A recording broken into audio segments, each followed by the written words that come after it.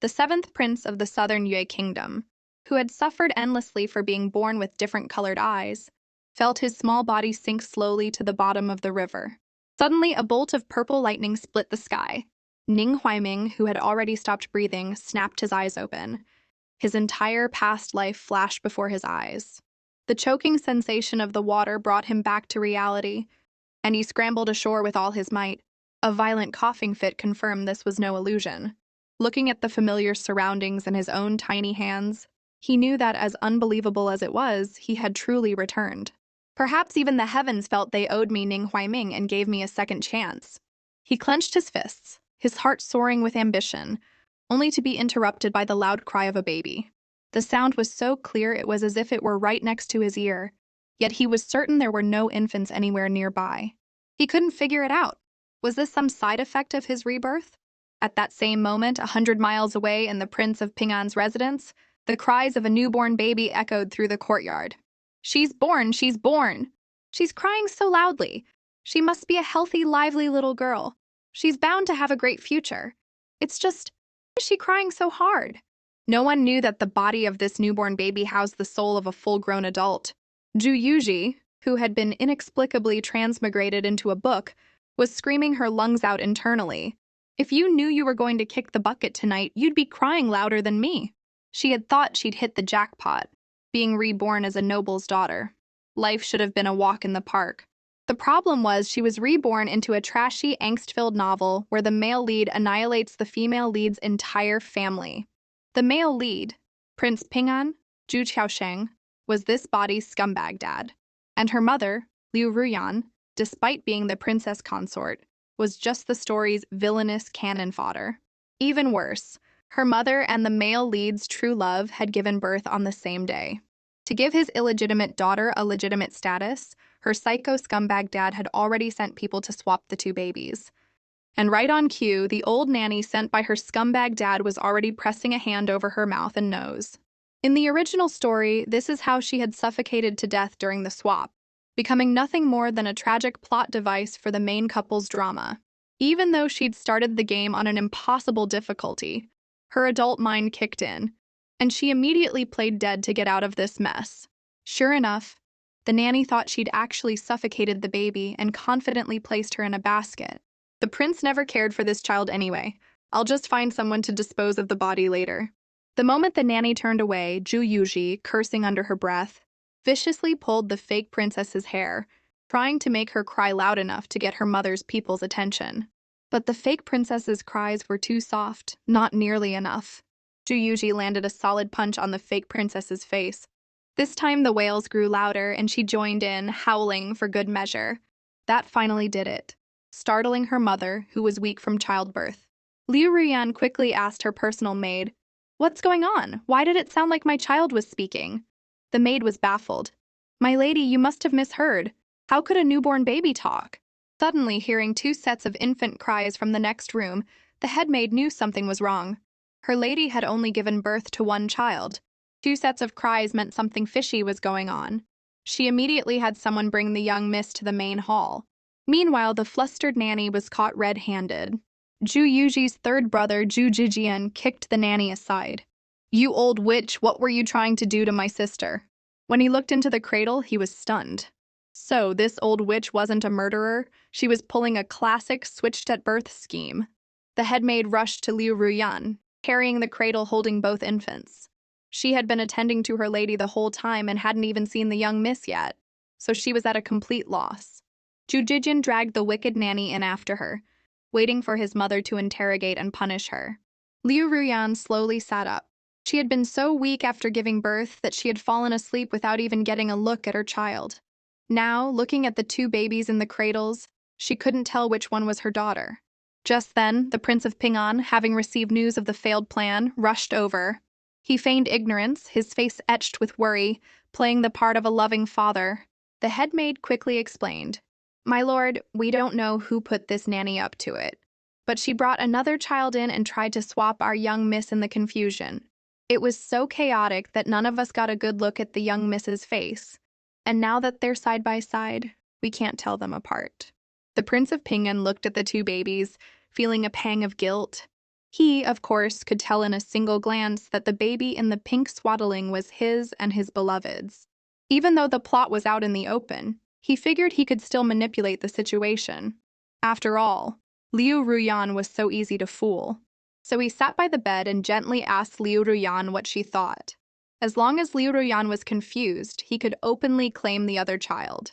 And just as he'd hoped, Liu Ruyan was indeed confused, staring intently at the two babies. Seeing one baby wailing fiercely, her motherly instincts took over, and she reached out to wipe away the tears. By a stroke of luck, the fake princess grabbed her finger and stopped crying. Zhu Yuji's eyes widened in disbelief. Isn't this a little too convenient? This is going to trick my mom for sure. The Prince of Pingan saw his chance and quickly declared, Ruyan, this child grabbed your hand the moment you reached for her. She must be our daughter. Seeing her scumbag dad being so blatant and impatient, Zhu Yuji was filled with rage. She slapped the fake princess's hand away and tightly gripped Liu Ruyan's finger with both of her own hands. She cursed inwardly. What gives you the right to try and steal my mom? Liu Ruyan froze. Did I just hear a childish voice? Seeing her mother just staring at her without moving, Zhu Yuji wailed in her mind. Pick me! Pick me! Mom! I'm your real daughter! The one next to me is a knockoff! This time, Liu Ruyan understood. The tiny voice was coming from the baby right in front of her. It seemed she could hear her thoughts. Could this be some kind of mother-daughter telepathy? Beside them, the Prince of Pingan noticed Liu Ruyan's attention being drawn to her actual daughter, and quickly interrupted, shouting at the wicked nanny, Speak up! Which of these two children did Ruyan give birth to? Receiving her signal, the nanny pointed to the fake princess in the pink swaddling and declared she was the princess consort's daughter. Zhu Yuji instantly understood her scumbag dad's scheme and started cursing him out again in her head. You old coot playing a shell game with us? I've got a bird's eye view of this whole situation.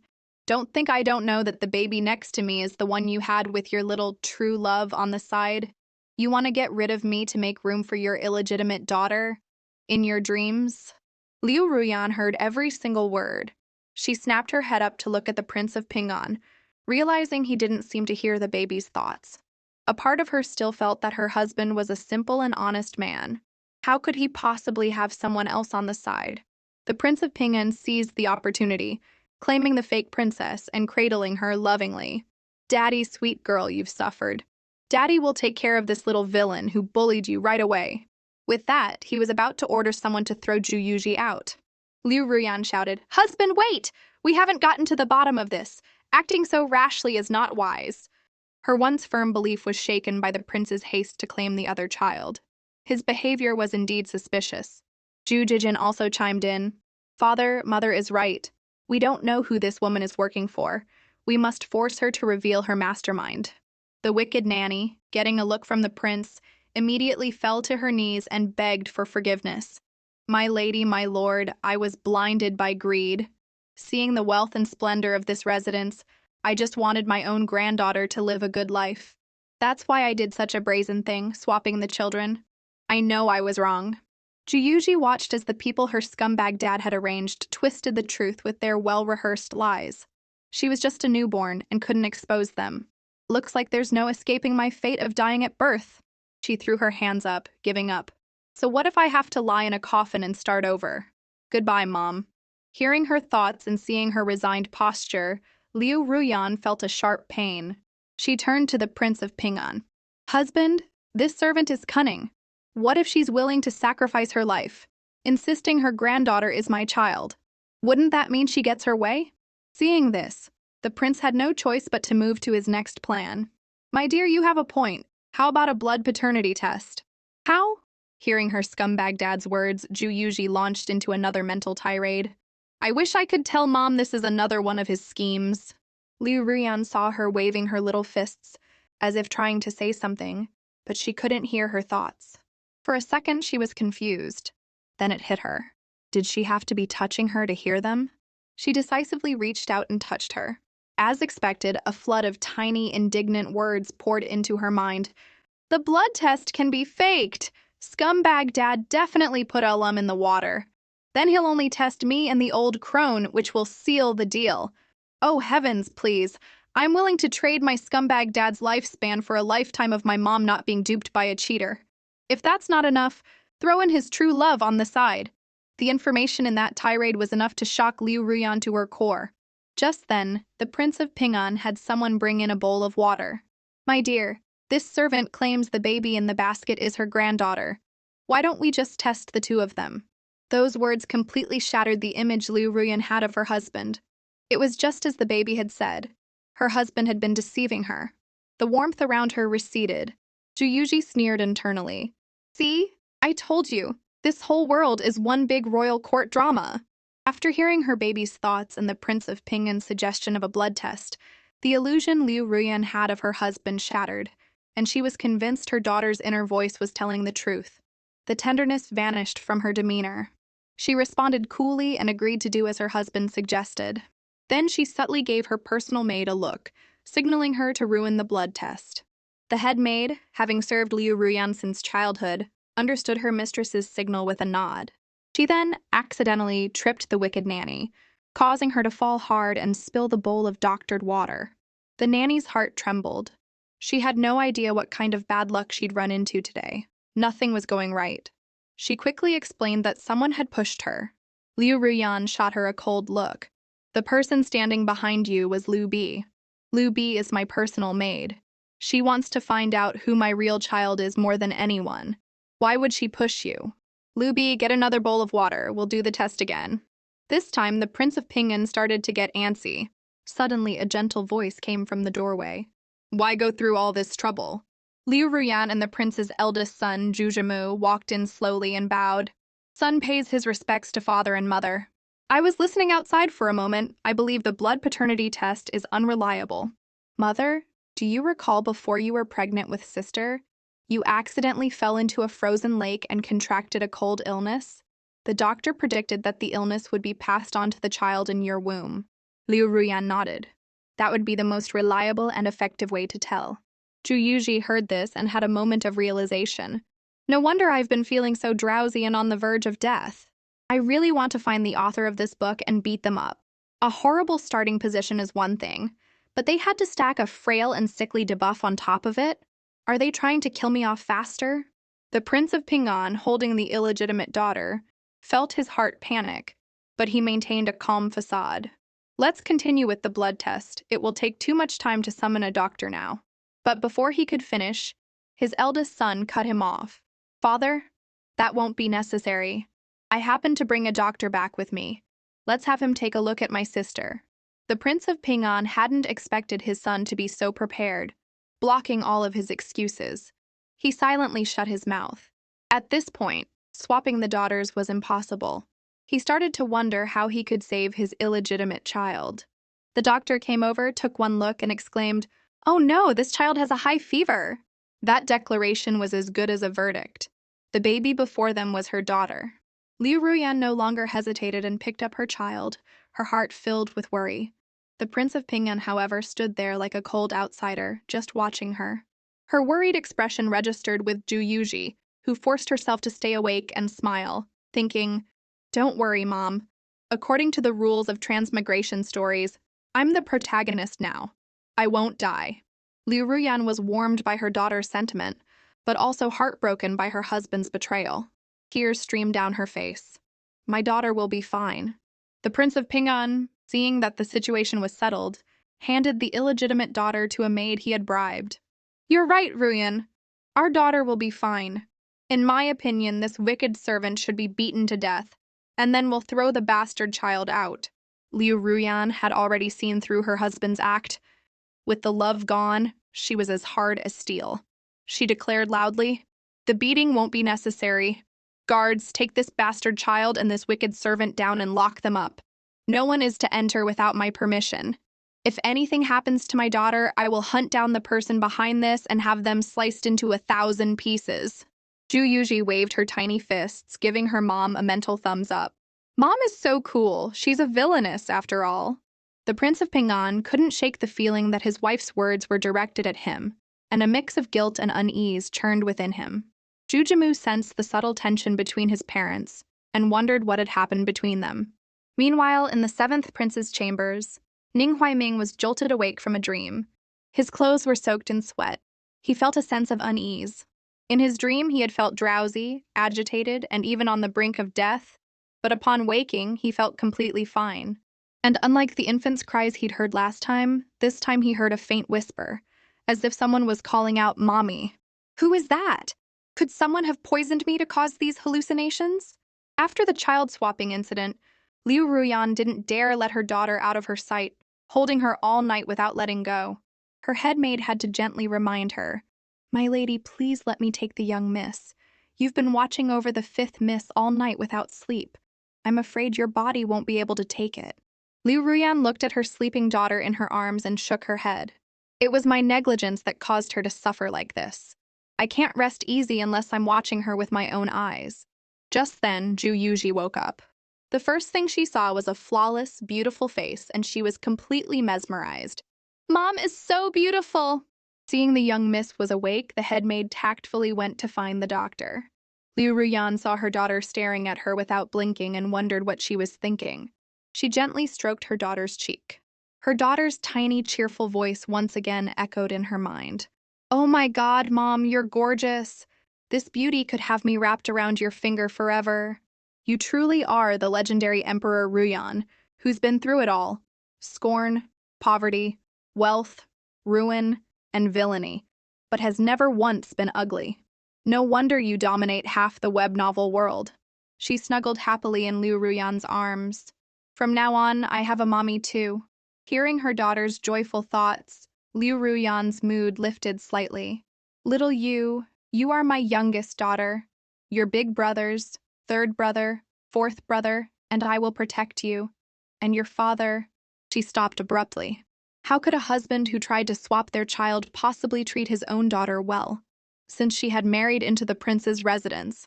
Besides a concubine who had been brought in before her, Zhu Chaosheng had never taken another consort. The world praised the Prince of Pingan for doting on his wife, but if not for little Yu's birth, she would never have known he had a so-called true love on the side. To think she had been shrouded in this false affection for so many years. Liu Ruyan fell silent, her mood sinking. Zhu Yuji sensed her mother's mood shift and figured she was thinking about her scumbag dad. She reached out her chubby little hands, trying to draw her mother's attention. The clumsy but heartwarming gesture melted Liu Ruyan's heart. She smiled happily, pushing the scumbag out of her mind and nuzzling her precious daughter affectionately. Zhu Yuji's heart bloomed with joy. Even though it feels a bit embarrassing to be acting like a baby, this feeling of being treasured by a mother is just the best. Liu Ruyan heard her thoughts and felt her daughter was a bit starved for affection. She decided she would have to give her even more love. She planted a kiss on her daughter's chubby cheek. Zhu Yuji's face immediately turned red and she squealed internally, "Mommy smells so good! Mommy kissed me! Mommy's lips are so soft! I love Mommy so much!" Liu Ruyan laughed happily at the sight. "Is our little Yu getting shy? Little Yu is so cute." As the mother and daughter were happily bonding, the eldest son, Jujimu, walked in. "Mother, I came to see you and little Yu. How is she doing?" He carefully examined his little sister. Her eyes were clear and bright, and the way she stared back at him blankly was adorable. She seemed to be fine. He straightened up and looked at Liu Ruyan seriously. "Mother, there's something I don't understand. You locked up that wicked nanny and forbid anyone from visiting, not even father. And last night I saw your servants take away the bowl from the blood test. You suspected there was something wrong with the water, didn't you?" Liu Ruyan lowered her head without a word. She knew her eldest son had always been sharp and must have noticed something was off. But the matter of her daughter's inner voice was too strange to explain directly. After a long silence, she looked up and asked tentatively, "Mawar, what do you think of your father?" Jujimo narrowed his eyes. "Do you really want me to say it, Mother? Do you remember when it was time to name the heir? I said I had no intention of inheriting the title, and soon after, rumors spread that the second brother, born to concubine Jiang, would become the heir. I found it strange at the time. Lady Zhang is a cautious woman. Even if I wasn't the heir, she would never start such a rumor." Then father went to court and reported to His Majesty that he had already decided the heir could only be born of his official wife, and requested the emperor to name third brother as the heir. At the time, many officials praised father for being a devoted husband, saying the Prince of Ping'an was a good son-in-law and that grandfather could rest easy promoting him. After that, father's reputation as a devoted husband spread, and it was from then that he, who had held a minor post since inheriting his title, was promoted to the Ministry of Revenue with grandfather's help. From that moment on, I always felt that father was not the simple and honest man he appeared to be. I asked you several times how father treated you. You should remember, right? As Liu Ruyan thought back, an indescribable sadness washed over her. So her son had been trying to warn her for so long, and she, lost in love, had been blind and deaf to it all. Zhu Yuji sensed her mother's mood was about to plummet again and quickly reached out with both hands to cup her mother's face, keeping her from sinking into despair. "Scumbag Dad isn't worth your sadness," she babbled, trying to get her attention. The perceptive Zhu Jimu immediately noticed how unusually bright his baby sister was. He leaned in with a smile. "This little girl, little Yu, seems quite clever. She even knows how to comfort people." He reached out and poked Zhu Yuji's cheek curiously. Zhu Yuji looked at her big brother's smiling eyes and grumbled to herself, "No wonder they say the ones with the narrow eyes are the real masterminds." He figured out Scumbag Dad was shady long ago, as expected of the smartest man in the book, who also dies the earliest. The string of praises echoing in Jujimu's mind made him freeze. What the hell, was that my little sister speaking? Before he could react, his little sister's inner voice dropped a bombshell on him. Originally, Mother Liu Ruyan was supposed to die of illness soon, killed by Scumbag Dad so he could marry his true love. When Big Brother found out something was wrong, he immediately started investigating Mom's death. Just then, the Emperor ordered him to go on a diplomatic mission to an enemy nation. On his way back, Big Brother was ambushed. When he finally returned after barely surviving, he completely snapped and became a dark, twisted figure, the Emperor's 9,000-year-old eunuch. To climb to the pinnacle of power, he killed loyal ministers, framed good people, and orchestrated countless injustices, only to end up being torn apart by 5 horses. As Zhu Yuji recalled this, she gripped Zhu Jimu's finger tighter, babbling out loud while sighing internally. "Big bro, you've got to be a better person from now on. I'll be watching you." Liu Ruyan saw the twitch at the corner of her eldest son's mouth, which looked exactly like her own reaction when she first heard her daughter's thoughts. She guessed that her son could hear them too, and gave him a subtle shake of her head. Thinking about her son's future fate, being torn apart by 5 horses, her eyes filled with terror and worry. Jujimo suppressed his shock and quickly processed the situation. "This newborn sister of mine seems to be able to see the future. No wonder Mother had such a sudden change of heart. It must be related to little Yu's ability." He wondered if anyone else could hear her. He decided he needed to test his sister's strange ability to make sure no one with ill intentions found out. A loud announcement, "His Lordship the Prince has arrived," made all 3 of them jump. This time, even if Zhu Jimu couldn't hear his sister's thoughts, he could tell from her face alone that she was cursing up a storm. Zhu Qiaosheng's voice arrived before he did. "My dear, I heard little Yu is awake." Seeing his wife and son not responding and looking a little strange, he quickly rushed over, putting on the facade of a loving father as he looked at Zhu Yuji. "I was so worried last night. The thought of little Yu suffering such a terrible ordeal kept me up all night. Here, let me hold her." He pushed his eldest son aside and reached for Zhu Yuji. Liu Ruyan, terrified her daughter's secret would be exposed, was about to stop him, but Zhu Qiaosheng had already scooped up the baby.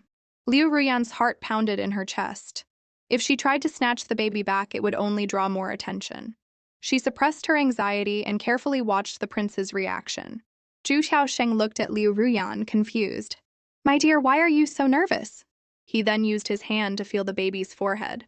"Thank goodness the fever is gone. Otherwise, I would have had to go to the palace to find the Imperial physician." He looked down at the daughter in his arms, who seemed to be rejecting him, which he found odd. Liu Ruyan and Zhu Jimu both breathed a quiet sigh of relief. Thank goodness. It seemed he hadn't discovered little Yu's secret. Zhu Yuji, however, didn't want to spend another second in her scumbag dad's arms. A mischievous smile suddenly crossed her face. Zhu Qiaosheng was stunned. What was that? Did I just see a sly look on a newborn's face? In his moment of shock, he suddenly felt a warm, wet sensation in his hands. He looked down at the baby in disbelief. Is this pee? Fearing he would instinctively drop the child, Liu Ruyan quickly took her daughter back. You little rascal, why did you have to pee on your father? To maintain his image as a doting father, Zhu Chaosheng forced a smile. It just means little Yu likes her daddy. This is my good fortune. Liu Ruyan heard her daughter's gleeful inner thoughts. See? And he has to thank us for it. She struggled to hold back her laughter as she took her baby, refusing to give Zhu Chaosheng even a single extra glance. Zhu Chaosheng felt something was off, but said nothing, setting the stage for the real reason he had come. By the way, Ruyan, we still need you to decide on little Yu's name. Liu Ruyan looked up, her gaze distant. Have you forgotten, husband? When I was first pregnant with little Yu, we discussed it. If it was a boy, we would name him Zhizhu, and if a girl, Yuji. Zhu Chaosheng paused, then quickly laughed it off to cover his carelessness.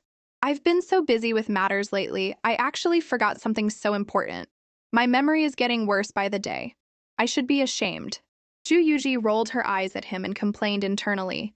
I bet you're busy with your tragic romance with Shen Yulan. You, with a bad memory? You've held a grudge against Shen Yulan's former fiancé for nearly 10 years, bringing it up all the time to torment her. Anyone who didn't know better would think you were some kind of great romantic hero. Hearing her daughter's detailed accusations, Liu Ruyan's dark side flared up again, and a plan began to form in her mind. Hiding the darkness in her eyes, she put on a look of tender affection. Husband, work is endless. Your health is what's most important. Zhu Yuji thought Liu Ruyan had been fooled by Zhu Chaosheng and kicked her legs in frustration. My dearest mother, please open your eyes. The only time a scumbag is honest is when he's hanging on a wall as a portrait. Don't be fooled by him again. Zhu Chaosheng took Liu Ruyan's hand and said with deep emotion, Ruyan, as long as it's for you, for our family, I don't feel tired at all.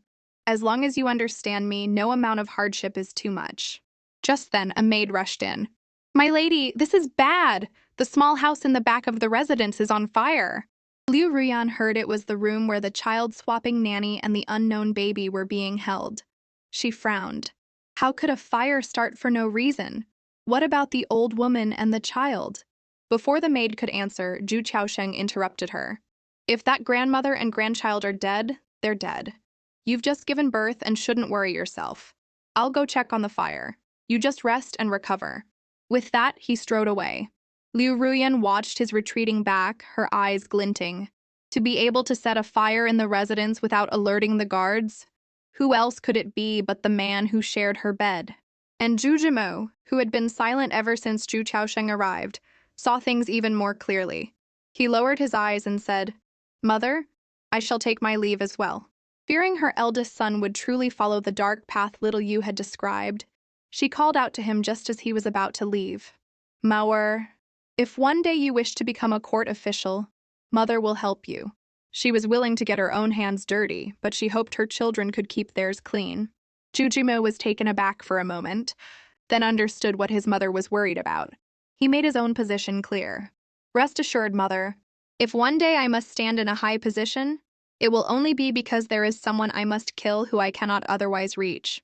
As for now, I have no desire to be a villain. I'll take my leave. Liu Ruyan silently vowed, When you need it, Mother will give you everything she has. I won't let your path be a difficult one. Once only the mother and daughter were left in the room, the head maid entered and reported in a low voice. Just as you predicted, my lady, we investigated the water from the blood test last night. There was indeed something wrong with it. Also, I secretly went to check just now. The nanny was burned to death, but the child is missing. This news made Liu Ruyan's eyes turn red, but it also cleared her head.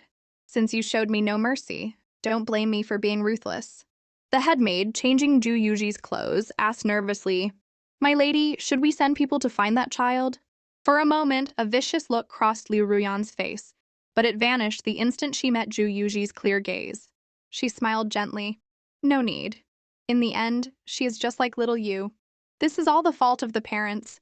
Why should we hunt down and kill a child? Hearing her mother's words, Zhu Yuji's eyes filled with admiration, and she grinned happily, completely missing the look of grim determination in Liu Ruyan's eyes as she looked up. Look at that class! What villainous! I declare my mom a true saint. Liu Ruyan felt a pang of guilt hearing her daughter praise her internally. She handed the baby to the head maid. Take little Yu down for a nap. With her daughter's gaze no longer on her, she whispered her orders. Cut the weeds and pull out the roots. Leave no future trouble. The head maid understood her mistress didn't want the young miss to witness such darkness, and gave a nearly imperceptible nod. Elsewhere, Jujimo and his trusted guard went to the woodshed. The fire had already been contained. He coolly ordered his guard, "Have men watch all the exits of the residence. If you see anyone leaving, be sure to follow them." The guard reminded him in a low voice, "Her ladyship may not want you to get involved." Jujimo replied, "If we don't eliminate the threat, it may cause disaster later. I must be ruthless. Do not, under any circumstances, tell my mother about this." After settling the matter, he suddenly turned to his guard with a slight smile. "By the way, do I look like some great villain?" The guard shook his head vehemently. "My lord, you are noble and righteous." "Not at all." Jojimo mused. "Is that so? It seems I have a talent for being a good person. Mother, I'm sorry I've broken my promise." Meanwhile, in the Imperial Palace, the seventh prince, Ning Huaiming, was once again trapped in a nightmare. In his dream, he was in a pitch-black space, and a voice from the void urged him to walk forward. After a few steps, a screen of light suddenly appeared. On it, a beautiful woman was gently rocking a small cradle, sighing to the child inside. "Even if this child loves this night-luminescent pearl, she can't be chewing on it while she sleeps. I shouldn't have let you see it when your aunt gifted it." Ning Huaiming watched the scene, thinking of the baby's cries that often haunted his dreams. He desperately wanted to know who that child was. He walked toward the light, trying to see the baby's face in the cradle. But just as he got close, he found his feet were frozen in place. He heard urgent footsteps behind him, and everything around him began to shift wildly. The environment transformed into the grand hall where he had held court as emperor in his previous life. Before he could process the change, he turned around and found himself back in his adult body. A moment later, a dagger was plunged into his stomach. Ning Huaiming's eyes were fixed on the woman who had stabbed him. She was dressed in mourning clothes, her face filled with hatred. "Hell! For your ambition, you destroyed Southern Yue and killed my brother, and you still dare to think I would marry you. Go to hell and pay for what you did to my brothers." Ning Huaiming said nothing. The whole thing felt absurdly unreal. He didn't even know this woman. But her next words made his eyes widen. "You think being reborn means you can control everything? You schemed and plotted, but the one thing you didn't account for was me." The rest of her words became muffled. He was losing consciousness from the blood loss. He gripped the dagger in his abdomen, shoved the woman away, and stumbled back a few steps. He looked at the weapon sticking out of him in utter disbelief. He knew this dagger well. It was a keepsake from his mother. The dream was so bizarre that it jolted him awake. He instinctively touched his stomach and let out a huge sigh of relief when he found it unharmed. It was just a nightmare. He picked up the dagger from beside his pillow. The warmth coming from the hilt made him pause. Was it really just a dream? Or was it a premonition? He had never believed in gods or ghosts, but everything that had happened since his rebirth was upending his worldview. As he stood there in shock, his personal eunuch entered. "Your Highness, Master Mingai has returned." His Majesty heard the master was back from his travels and has already summoned him to the palace. Ning Huaiming looked up. Perhaps the master would have the answers. He told the eunuch to help him dress. At the same time, in another part of the world, a sleeping Zhu Yuji sneezed and woke up. Liu Ruyan thought her daughter was sick again and anxiously tucked her in. "My sweet girl, why did you sneeze? Did you catch a chill?" Zhu Yuji met Liu Ruyan's worried gaze and came to her senses, complaining internally. "Phew, that was close. So it was just a dream." "Mom, you have no idea what a horrible dream I just had. I dreamt that when I grew up, I offed someone. It was like slice and it was done. I couldn't even control myself. I don't know who I killed, but the whole scene had a very angsty, romantic tragedy vibe." Liu Ruyan couldn't help but laugh out loud at her daughter's dramatic inner monologue and flailing limbs. She was just too cute. She held her daughter's hand reassuringly. "You had a nightmare, didn't you? Don't be scared. Dreams are fake. My daughter is so adorable." Meanwhile, at the Northern Yin Imperial Palace, Master Mingi was walking toward the palace gates with his staff when he saw Ning Huaiming waiting for him. Mingai offered a Buddhist salute. "Amitabha, for the seventh prince to be waiting here, is there something troubling you that this humble monk can help with?" Ning Huaiming's face lit up. As expected, I can't hide anything from you, Master. He gathered his thoughts. Master, I keep dreaming about a girl. In my dreams, she does things that I find completely unbelievable. Do you think these dreams will come true? Mingi replied, Your Highness, all things in this world are a cycle of cause and effect. The causes of a past life bear fruit in this one. The reason dreams come true is because fate has already been determined. When Ning Huaiming heard the phrase, the causes of a past life bear fruit in this one, his heart jolted. He stared at Mingi without blinking. Fate is determined? You mean my future will be just like the dream? I will personally hand a dagger to a woman and let her kill me? Ning Huaiming looked away and bowed. Thank you for your guidance, Master. Unfortunately, I don't believe in fate. As he turned, his youthful face twisted with a chilling ferocity. He gripped the dagger at his waist. Fate? That's just an excuse for the weak who sit around and wait for death. This time I will be the one holding the blade. I fought so hard for this second chance. Anyone who stands in my way must die. He recalled the details of his dream. He was an adult, which meant the woman must have been the infant, all grown up. He remembered in the dream, the woman accused him of destroying Southern Yue. That meant she was from Southern Yue and had ties to its royal family. According to his memories of his past life, Southern Yue and Northern Yin were currently in peace talks over border issues. Perhaps he could use these talks as an excuse to take a trip to Southern Yue. A month passed in the blink of an eye. Liu Ruyan finished her month of postpartum confinement, and the prince's residence threw a grand full-moon banquet for Zhu Yuji. Congratulations, Your Highnesses, on the 5th Mrs. 1-month celebration. Look at those eyes and that nose. She looks just like the princess consort. Zhu Yuji, nestled in Liu Ruyan's arms, was not in high spirits. The endless stream of pleasantries was starting to annoy her. She felt like she had forgotten something important, but she just couldn't remember what. Suddenly, a loud announcement cut through the noise. Her Majesty the Empress has arrived. Everyone immediately knelt. With the Empress present, the atmosphere of the banquet became even more lively. Empress Liu Ruqiang walked up to her sister, Liu Ruyan, and smiled. You may all rise. Today is my niece's full moon celebration, so there's no need for such formalities. Little you, I'm your auntie. Zhu Yuji looked up and was hit by a wave of stunning beauty. In the next second, her lost memory came flooding back. Her heart dropped. Empress Liu Ruqiang, her biological aunt. I knew I forgot something. I forgot about my own aunt's impending death. Oh my god, my auntie is going to die tonight. Empress Liu Ruqiang was the villainous first love in the first book of the tragic romance trilogy. The Liu family was basically a factory for producing villainous female side characters. Not only was she the male lead's childhood sweetheart, but she was also the leader of the palace's unofficial anti-pregnancy squad, frequently dosing the other concubines with contraceptive tea to secure her son's position as crown prince. And the male lead of the first book, the pathetic Shen Heng, ended up falling for a woman who was just a substitute for Liu Ruqiang. After Shen Heng became emperor, he suspected Liu Ruqiang of trying to harm his new love.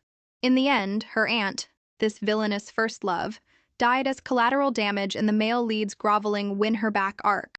Zhu Yuji reviewed the plot, looked at her gentle aunt, and complained internally, how could an aunt this beautiful be a villain? The author must have gotten it wrong. Liu Ruqiang was amused by Zhu Yuji's ever-changing expressions and poked her cheek affectionately. Look, little Yu even has a little red mole between her eyebrows. She looks just like a little acolyte from a temple. Zhu Yuji, who already adored her beautiful, sweet-smelling aunt, grabbed her hand and snuggled against it. With that touch, her inner thoughts came through loud and clear. Hello to my breathtaking, drop-dead gorgeous, and unbelievably elegant auntie. The smile on Liu Ruqiang's face froze instantly. What was that? Did I just hear little Yu talk? That's impossible. A 1-month-old baby can't talk. But then another tiny, indignant voice echoed in her head. My beautiful aunt is going to die tonight. That scumbag Shen Heng must have a screw loose. It was his idea to find Yan Yuer to be my aunt's replacement. And now that this replacement is about to die, he's suddenly in love with her. Fine, be in love. You two can play your little win-her-back game, but why does my aunt have to suffer for it? You couldn't find a single decent nerve in his body if you mined for it. And yet my aunt has run into two of these psychos at once. This is outrageous. I will not let you two ruin my wonderful aunt. The furious Zhu Yuji had no idea what a massive shock her thoughts had just delivered to Liu Ruqiang. She was frozen to the spot as if struck by lightning. Little Yu said Shen Heng wants to kill me? But if she's just making it up, how would she know about Yan Yuer? That Yan Yuer Little Yu mentioned. She must be that noble lady living in the remote palace. The woman who looks so much like me. Shen Heng had told her he only found Yan Yuer to ease his longing for me, that he had no feelings for her. The thought that her husband, her partner of so many years, wanted to kill her, finally made Liu Ruqiang's eyes well up with tears. She was sad, but more than that, she was filled with resentment. She had sacrificed so much for his position, and while she was doing that, he was having an affair with another woman. Now, he was going to kill her for that woman. Liu Ruyan saw that something was wrong with her sister's expression and had a suspicion. My sister must have heard our daughter's thoughts too. She nudged her gently. Sister, what's wrong? Liu Ruqiang snapped back to reality and forced a smile. Yaner, it's been so long since we've seen each other. I'd like to stay and talk with you tonight. Liu Ruyan immediately agreed. I would love that. Liu Ruqiang turned and instructed her lady-in-waiting, Hongju. Take my token back to the palace and ask the emperor for his favor. Tell him I wish to stay the night at the Prince of Ping'an's residence. Just like Liu Ruyan before her, Liu Ruqiang was now done with love and ready to crush a scumbag. It was time to remind the emperor of the vows he once made. It didn't matter if a man's heart strayed. You just had to pluck it out. Zhu Yuji was visibly surprised. What's happening? I was all ready to cry my lungs out to make sure she could stay the night, but they're not even giving me a chance to perform? Meanwhile, after a month of arduous travel, the envoys from Northern Yin finally arrived at the capital of Southern Yue. Just as they were about to enter the city, they stopped. After the convoy halted, someone approached Ning Huaiming's carriage. Your Highness, we are almost at the capital. Why don't we rest outside the city for today? Ning Huaiming's attendant pulled back the curtain, and seeing it was still early, said, Instead of hurrying into the city, you want His Highness to stop and rest outside? What is the meaning of this? The envoy ignored the attendant and spoke directly to Ning Huaiming. Your Highness, you may not understand. This is a diplomatic negotiation. If we rush into the city, Southern Yue might mistake it as a sign that Northern Yin is afraid of them. If Southern Yue is sincere about the peace talks, they will naturally send someone to welcome us. Ning Huaiming pretended not to notice the envoy's disrespect and said meekly, Oh, I see, I was being thoughtless. In that case, we will follow your arrangements and rest at the inn outside the city. The attendant lowered the curtain, and the timid expression on Ning Huaiming's face vanished. They're trying so hard to keep me out of the city. I have to give them credit for their patience, waiting a whole month just to make their move now that we're at the capital. His attendant frowned. Your Highness, the color of your eyes. Ning Huaiming cut him off. It's fine. It's always better to keep a low profile. By the way, how are the preparations I asked for? The attendant responded respectfully. Rest assured, Your Highness, everything is ready. Ning Huaiming nodded. Good. Tonight is destined to be a sleepless one.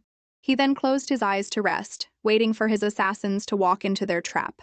Halfway through the feast, a crying woman burst in, begging the Empress for justice. The lively atmosphere came to a halt as guests exchanged curious and gossipy looks. The Empress looked down and saw that the kneeling woman was the sister of the new top scholar. She frowned and asked, What has happened? The scholar's sister kept her head down, stammering, unable to speak. Juyuji suddenly remembered.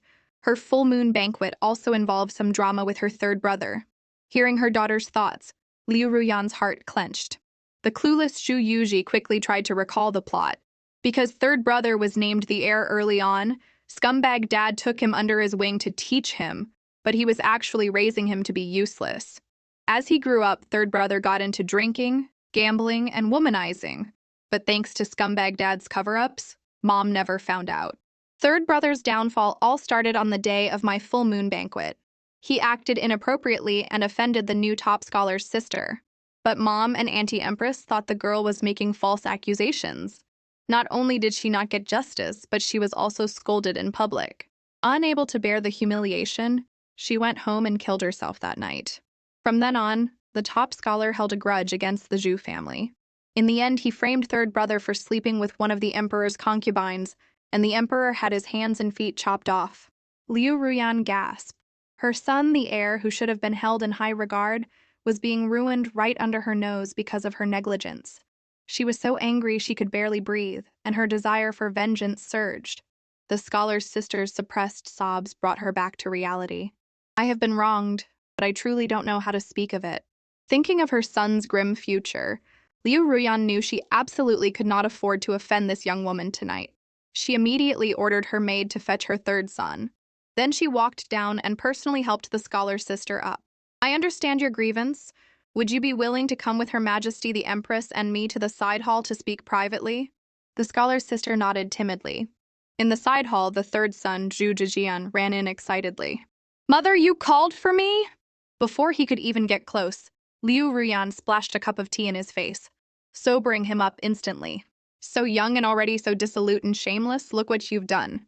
Zhu Zhijian finally saw the girl behind his mother and scoffed, feeling wronged. Mother, I just tugged on her clothes a little. Is it really that big of a deal? Zhu Yuji, seeing this, was indignant. Course it is. Mom, hurry up and string him up and whip him. If you don't beat him now, the only thing you'll be doing later is stomping on his grave. Seeing her son was still unrepentant, Liu Ruyan had a maid kick the back of his knees, forcing him to kneel before the scholar's sister. She then turned to the young woman. I apologize. It was my failure to discipline him that caused you this grievance. Whatever punishment you wish to give him today, I will grant it. The scholar's sister was stunned that the princess consort would apologize to her. Zhu Zhijian shouted defiantly, Mother, how could you do this to me? I am the heir of this residence. The Empress spoke up coolly. Is that so?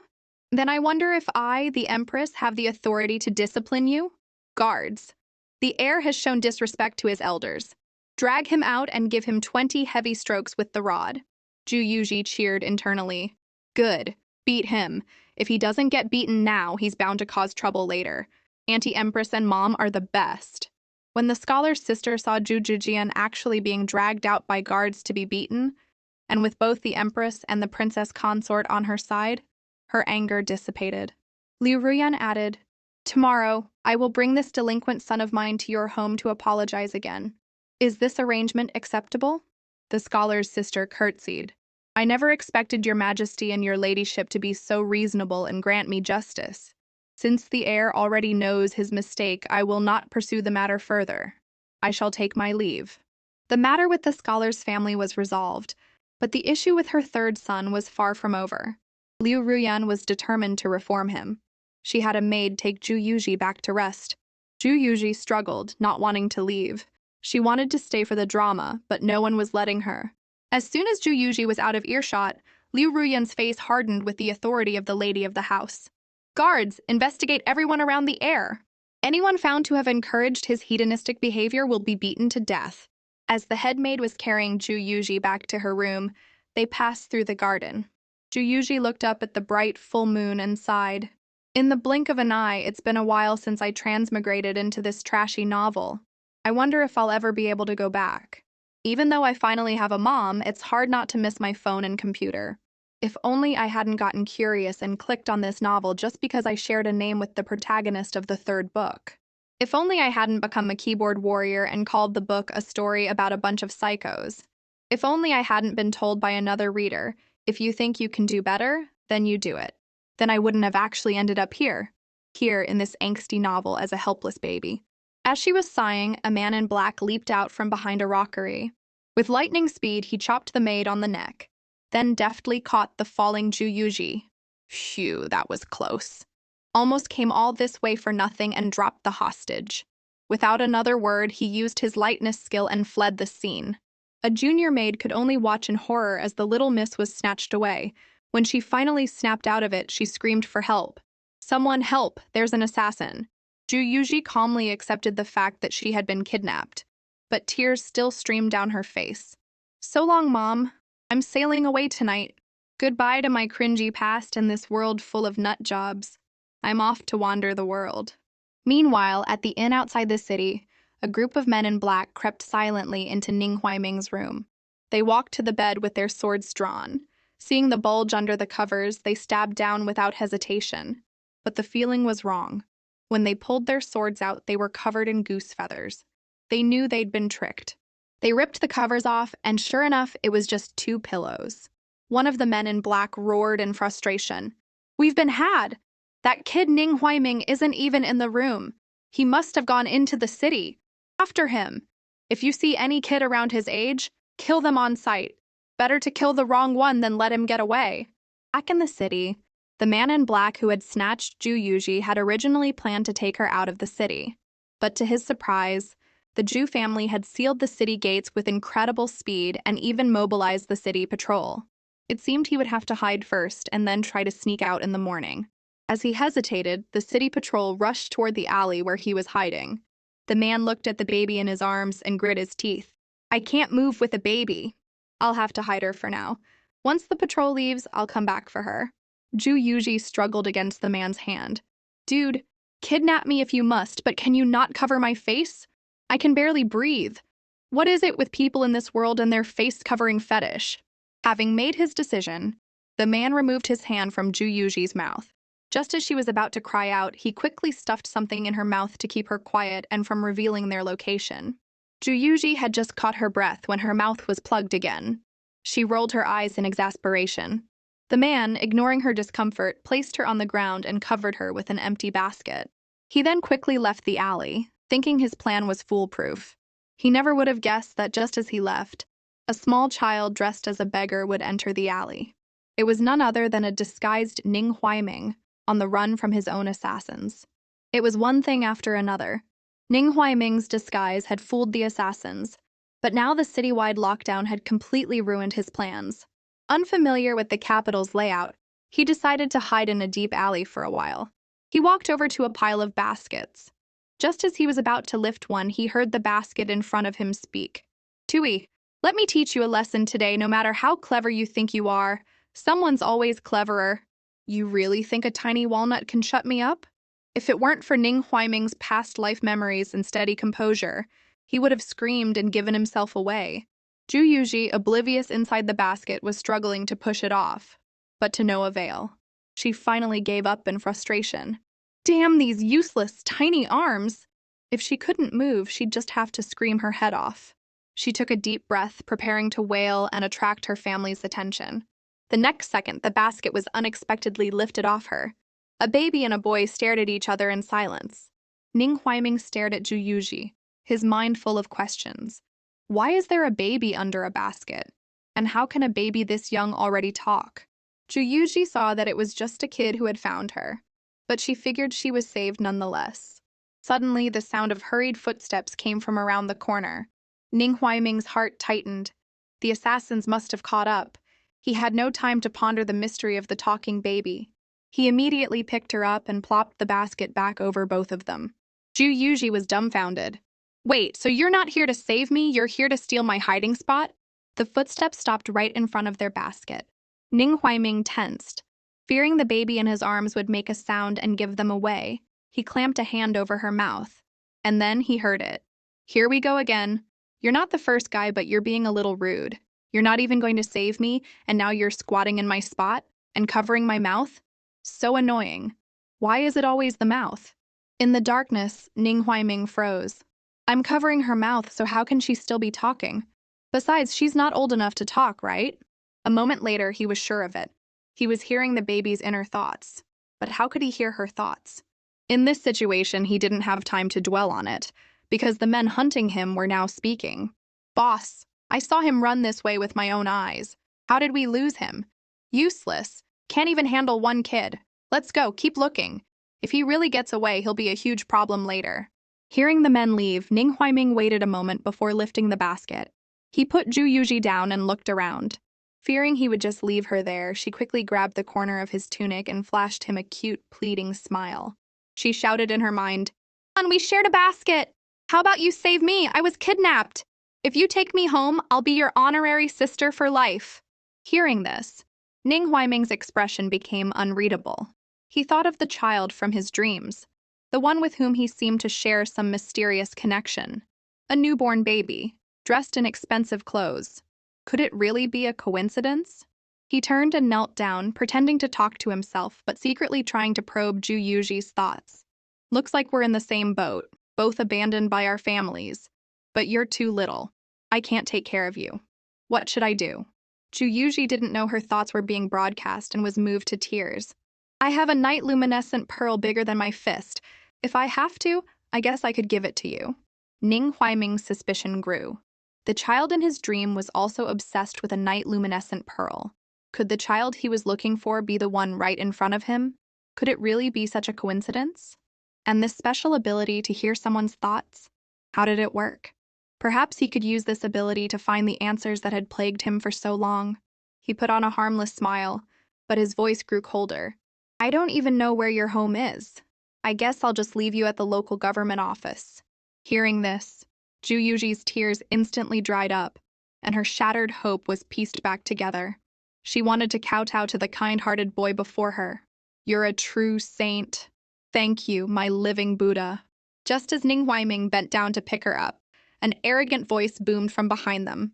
Well, well, little brat. I knew we were in the right place, so you were here all along. They both whipped their heads around. Ju clung tightly to Ning Huaiming, her mind racing. They came back? Their intelligence is actually making me a little scared. A fight was inevitable. He looked at Ju and whispered, Can you hold your breath? If you understand me, nod. If not, you're about to take a nap.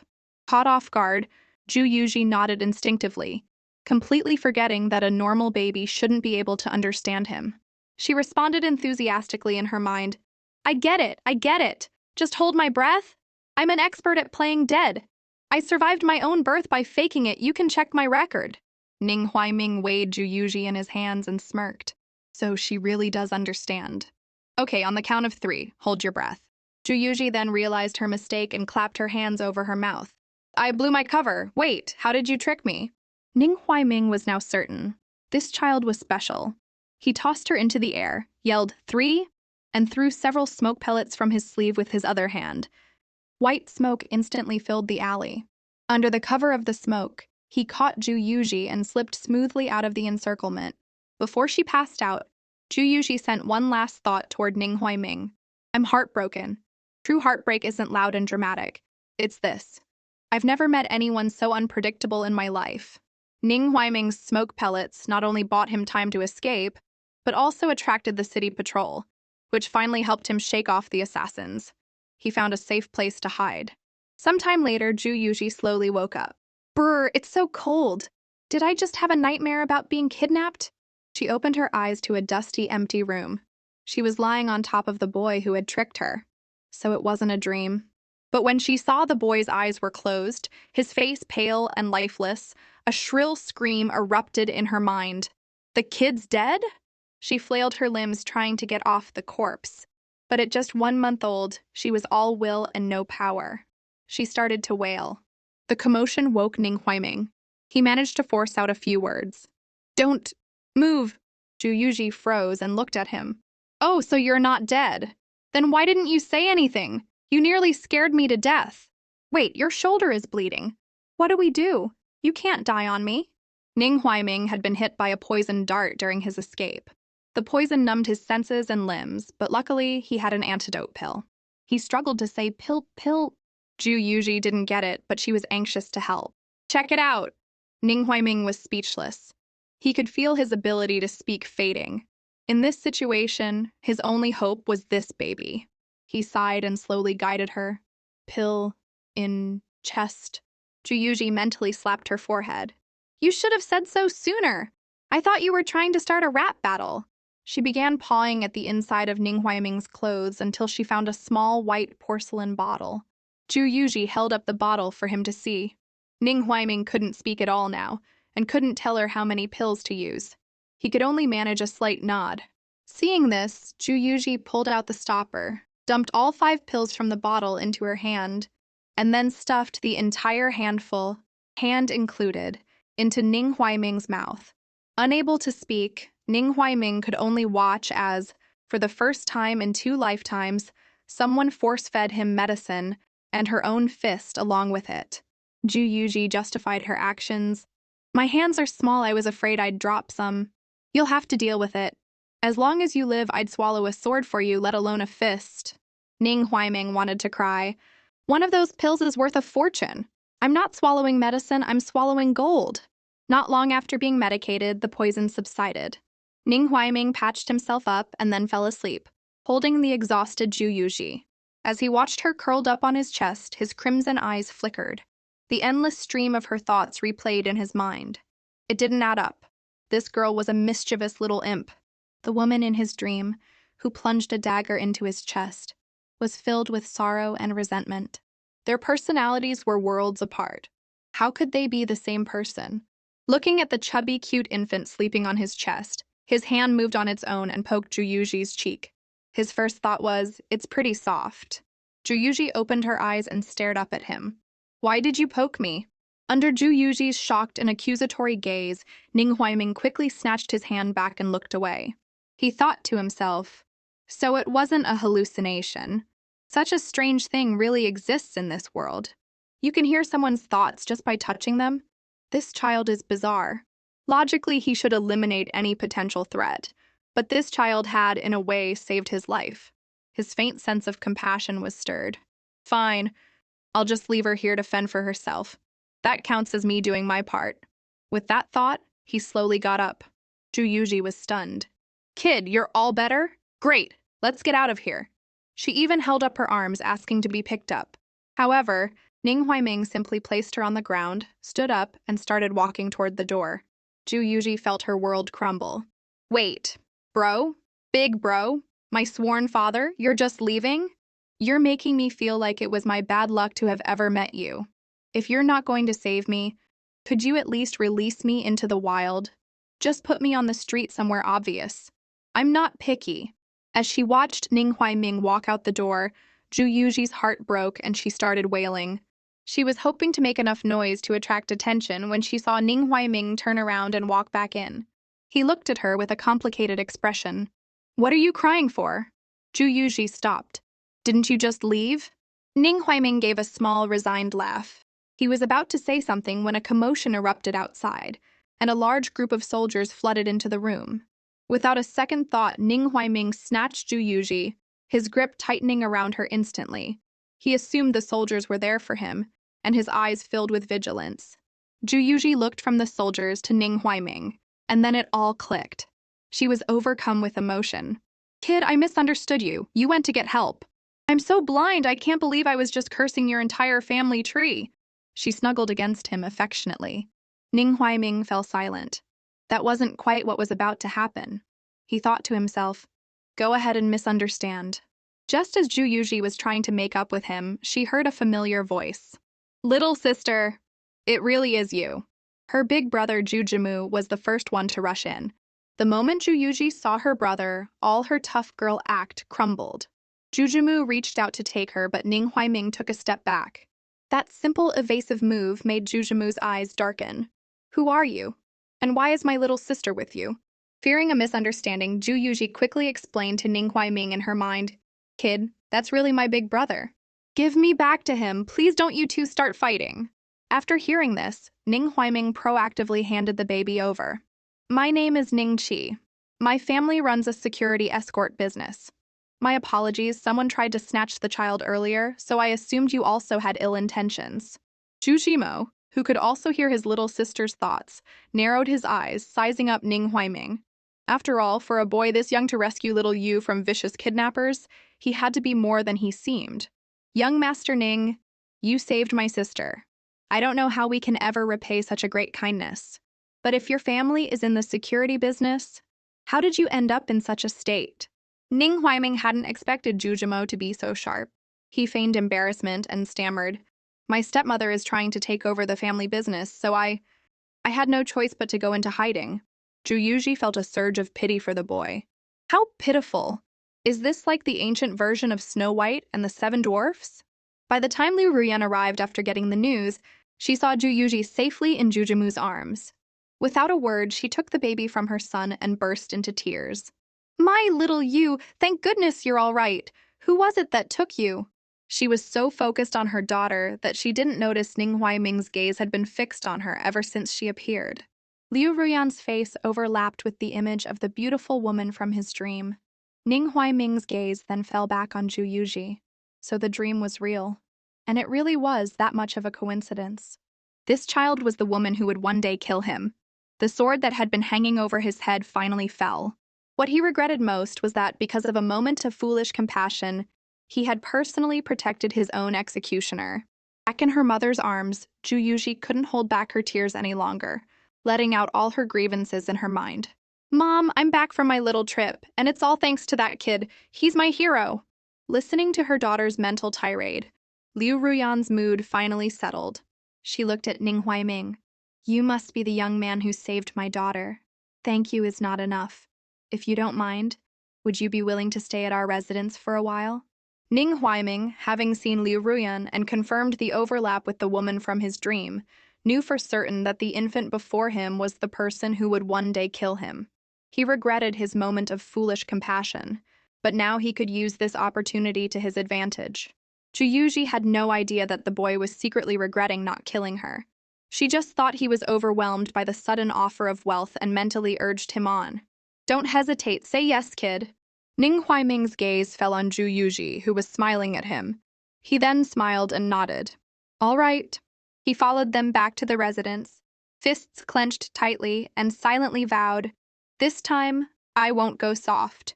When Liu Ruyan returned to the residence with Ju Yuji, she was surprised to see someone who had been gone for a long time, Zhu Qiaosheng. He had intended to gloss over his young daughter's kidnapping, but the words froze in his throat when he saw Ju Yuji in Liu Ruyan's arms. He quickly switched to his loving father persona. "I rushed back as soon as I heard little Five was in trouble. Thank goodness she's all right. Have you caught the brazen kidnapper? If you have, I'll make sure he wishes he was never born." The moment Zhu Qiaosheng finished speaking, Ju Yuji retorted in her mind. "Yeah, right, keep acting." Then she turned to Liu Ruyan with teary eyes, continuing her mental report. "Mom, he's the real mastermind behind my kidnapping. Based on my years of watching detective shows, there's only one truth. His plan to swap me at birth failed, so he decided to try again. He must have come back so quickly because his goons haven't had a chance to report back yet. You should be glad I can't talk, old man. Otherwise, I'd totally lie and tell you they caught the kidnapper, just to make sure you don't get a wink of sleep tonight." Liu Ruyan, who had snapped out of her love-struck haze after hearing her daughter's thoughts about the affair and the baby swap, was now entirely focused on revenge. She held Ju Yuji tighter, her expression as gentle as ever. The kidnapper got away, but it seems he left something behind. Before Liu Ruyan could finish, Zhu Qiaosheng cut her off anxiously. "What did he leave?" Ju Yuji snickered internally. "He's panicking! He's panicking!" Standing behind Liu Ruyan, Ning Huaiming took in everyone's expressions, and a smirk played on his lips. The Prince of Pinggan clearly didn't want his daughter back. The princess consort was aware of this, but was forcing herself to play the part of a loving couple with him. A scheming father, a mother hiding her true intentions, a calculating older brother, and a daughter who seemed clueless but understood everything. The Prince of Pinggan's residence was far more interesting than he'd imagined. He couldn't help but let out a sly smile. Ju Yuji sharply turned to look at him. "Kid, why are you suddenly smiling like a villain?" Ning Huaiming was startled by her thought, but quickly composed himself, acting as if nothing had happened. Their small interaction went unnoticed by the adults. After keeping Zhu Qiaosheng in suspense, Liu Ruyan finally responded with a smile. "Evidence or not, it's not important. What's important is you, husband. Look at little Five, she's looking at you. It seems she really missed you this past month while you were away." Zhu Qiaosheng's mind was entirely consumed by the thought of evidence. "My dear, how is that not important? Give the evidence to me, I must." Ju Yuji, seeing that her mom was toying with her scumbag dad, played along perfectly, interrupting Zhu Qiaosheng's questioning with a fake cry. Liu Ruyan immediately turned to comfort the baby. "Husband, let's not ask for now. You're scaring little Five." She successfully sidelined Zhu Qiaosheng. Seeing that he couldn't get a word in edgewise, Zhu Qiaosheng turned his attention to Ning Huaiming. "You're right, my dear. I was being thoughtless. And this is..." Liu Ruyan, who had been ignoring him to coo at the baby, suddenly had time for him again. "He saved little Five. If it weren't for this young man, little Five wouldn't have been returned to us so quickly." Ning Huaiming also gave a polite bow. Zhu Qiaosheng looked at Ning Huaiming's bright smile and felt like he was about to vomit blood. So it was this brat who ruined his plans. Yet he had to force a grateful smile. So it was all thanks to you, young man. Since you are my daughter's savior, please stay with us. If there's anything you need, just let me know. Ning Huaiming pretended not to see the gloom in the prince's eyes and kept his smile bright. Thank you, my lord. After returning to his study, Zhu Qiaosheng was so angry he smashed an inkstone. Because the baby swap had failed, he'd had to come up with another plan. He had been plotting in the shadows for a month, planning to have little Five taken away. Then, while Liu Ruyan was grieving, he would bring his true love's child back as an adopted daughter to comfort her. He thought it was a perfect plan, but some random kid had ruined it, and Liu Ruyan had said the kidnapper left evidence. If it traced back to him and the Empress questioned him, it would be trouble. At this point, Zhu Qiaosheng decided to make a bold move. Rather than wait to be exposed, he would strike first. If the princess consort were to die of illness, all his problems would be solved. While the Prince of Ping'an was plotting to kill his wife to make room for his mistress, Ning Huaiming had settled in at the residence as Zhu Yuji's savior. As soon as he was settled, a carrier pigeon delivered a message. The Northern Yin envoy is using Your Highness's disappearance as a reason to refuse to enter the city. Southern Yue is conducting a massive search. Reading the message, Ning Huaiming's expression was one of confirmation. Northern Yin wanted to use his death as a pretext to declare war on Southern Yue. That's why those people had attacked him as soon as he arrived with the envoy, trying to prevent him from reaching the Southern Yue capital. In his past life, Northern Yin had used an envoy's death as an excuse to invade Southern Yue. In this life, they seemed to think the death of a prince would be a better catalyst for outrage and would sabotage the peace talks. Now that he had snuck into the Southern Yue capital ahead of schedule, Northern Yin could only use his disappearance to stall. Southern Yue, of course, would launch a massive search to clear their name. They want these talks to fail. I, on the other hand, will make sure they don't. Just then, a maid called to him from outside his door. Young Master Ning, the princess consort requests your presence. Ning Huaiming walked out and followed the maid to Liu Ruyan's courtyard. Young Master Ning, please wait a moment. The princess consort will be out shortly. Ning Huaiming nodded. May I ask why her ladyship has summoned me? He inadvertently glanced over and saw Zhu Yuji climbing something, seemingly looking for something. Just as Zhu Yuji was about to slip and fall, Ning Huaiming's body reacted faster than his mind, and he dashed over to catch her. Zhu Yuji looked up and saw Ning Huaiming grinning. Kid, you're here. My mom is inside picking out clothes for you. Just wait a sec. Then, fighting back her own reluctance, she held out a massive night-luminescent pearl to Ning Huaiming with a pained expression. Take this. It's for you. As she pushed it toward him, she deliberately turned her head away so he wouldn't see the deep reluctance in her eyes. Ning Huaiming picked up the pearl. For me? Zhu Yuji nodded solemnly. Ning Huaiming's eyes flickered. He remembered from his dream that this child loved this pearl so much she would chew on it in her sleep, and now she was just giving it to him. Could she really be the one to kill him? Looking at the pearl and the adorable baby before him, Ning Huaiming's heart softened slightly. He had never seen what this child looked like grown up. How could he be sure she was the one who would kill him? Maybe she and the woman who killed him were two different people. The moment that thought appeared, his heart skipped a beat, and he shook his head to clear the softness away. I've only met her twice. Why do I keep going soft? If I keep this up, will I fall in love with Zhu Yuji? Thinking of the dream, Ning Huaiming was left with only one thought. If Zhu Yuji killing him was his fixed destiny, then killing her first would be changing his fate. His hands holding her loosened, and Zhu Yuji slid out of his grasp without warning, letting out a series of yelps. Luckily, the fall wasn't too high and she wasn't hurt. She didn't sense Ning Huaiming's murderous intent and just assumed he was too weak to hold her for long. As the two of them stood in silence, Zhu Qiaosheng walked in. Ning Huaiming bowed respectfully to him. Although Zhu Qiaosheng tried his best to appear calm, the blisters on his lips gave away the fact that he had been extremely stressed the past 2 days. He said coolly, Young master is my daughter's great benefactor. There's no need for such formalities. Seeing that Liu Ruyan was not in the room, his eyes filled with joy. This is a godsend!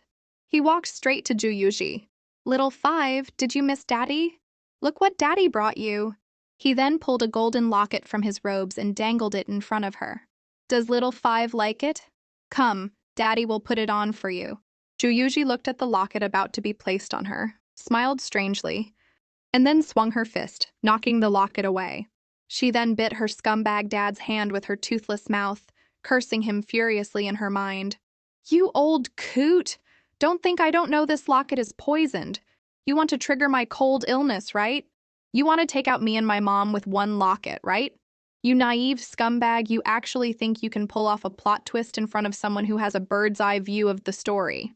Although Zhu Qiaosheng didn't feel any pain, he shook his arm in disgust, not at all concerned that his daughter might get hurt. At the critical moment, it was Ning Huaiming who caught the falling Zhu Yuji, preventing her from getting injured. Zhu Qiaosheng took 2 steps back in disgust, looking at Zhu Yuji as if she were a monster. This child managed to avoid his schemes every single time. It was truly bizarre. He suddenly remembered what a fortune teller had once said: "The daughter the princess consort has just given birth to has a powerful background. You must be careful." Comparing that with recent events, he felt more and more that this daughter was born to be his bane. With that thought, the killing intent in his eyes inadvertently slipped out, making him even more desperate to kill the mother and daughter. Ning Huaiming pretended not to notice the undercurrent between the father and daughter, but he was secretly horrified. How did Zhu Yuji know this locket was poisoned? And what is a bird's-eye view? Could she be able to see the future? If so, will she also foresee my plan to kill her? As the father and daughter faced off in silence, Liu Ruyan walked out from the inner room. Zhu Qiaosheng immediately turned and left without a word. Seeing this, Liu Ruyan's eyes darkened. She could guess that her husband had been trying to harm their daughter behind her back again. It seemed she would have to speed up her own plans. She then hid all her emotions and walked toward Ning Huaiming with a smile. "Young Master Ning, I've already ordered someone to make you new clothes. These are my 4th son's clothes. He's about the same size as you, and he's not home right now, so I brought a few for you. Before the new clothes are delivered." Ning Huaiming cut her off coldly before she could finish her kind offer. "That won't be necessary. Thank you, your ladyship." He returned the night-luminescent pearls she had given him, saying it was not appropriate for someone of his status, handed Zhu Yuji to Liu Ruyan, and then took his leave. He felt that since his and Zhu Yuji's ending was bound to be bad, these kind gestures were just a burden. Liu Ruyan was completely baffled, not understanding how a child who was so polite and humble one moment could be so distant the next. She looked at Zhu Yuji. What was that about? Zhu Yuji was just as confused. "I don't know. Maybe he thought the pearl wasn't big enough." As Ning Huaiming left the courtyard, he was stopped by Zhu Yuji's older brother, Zhu Zhimu. "Your Highness, Southern Yue is currently searching everywhere for the 7th Prince of Northern Yin. Are you sure you want to hide out in the Prince of Ping'an's residence and not show yourself? They're going crazy out there." Seeing his identity exposed, Ning Huaiming showed no signs of panic. Instead, he retorted with equal confidence, "Since you recognized me long ago, why didn't you expose me?" Zhu Zhimu smiled faintly. "Your Highness saved my sister. Logically and emotionally, the Prince of Ping'an's residence should repay this kindness." Ning Huaiming replied without emotion, "You're too kind, young Master Zhu. Don't worry, when the time is right, I will leave." Zhu Zhimu bowed to Ning Huaiming. They were both intelligent people and knew how to best handle the situation for each other's benefit. Back in his own room, he took out the poison he had hidden and planned to use it to test whether Zhu Yuji truly had the ability to see the future. This poison was technically a tonic. Even if it were ground up and tested, no toxins would be found. However, all the ingredients counteracted each other, turning a tonic into something that could kill without a trace. If Zhu Yuji could truly see the future, she would sense that he had poisoned her, and normal methods wouldn't work on her. If she couldn't, that would be the best possible outcome. After getting everything ready, he asked a servant, "Is the princess consort in her courtyard?" He learned that the princess consort had gone to the palace today. This was a God-sent opportunity that he couldn't miss. Pretending not to know, he went to her courtyard. The maid attending to Zhu Yuji saw him and hurried to greet him. "Young Master Ning, are you looking for the princess consort? She has gone out." Ning Huaiming played dumb with a smile. "My apologies, I forgot. I'll come back when the princess consort returns. Goodbye." Zhu Yuji, who was playing on the bed, saw Ning Huaiming and her face lit up. She quickly babbled, calling out to him, "Kid?" The maid, seeing how happy Zhu Yuji was, invited Ning Huaiming to come in.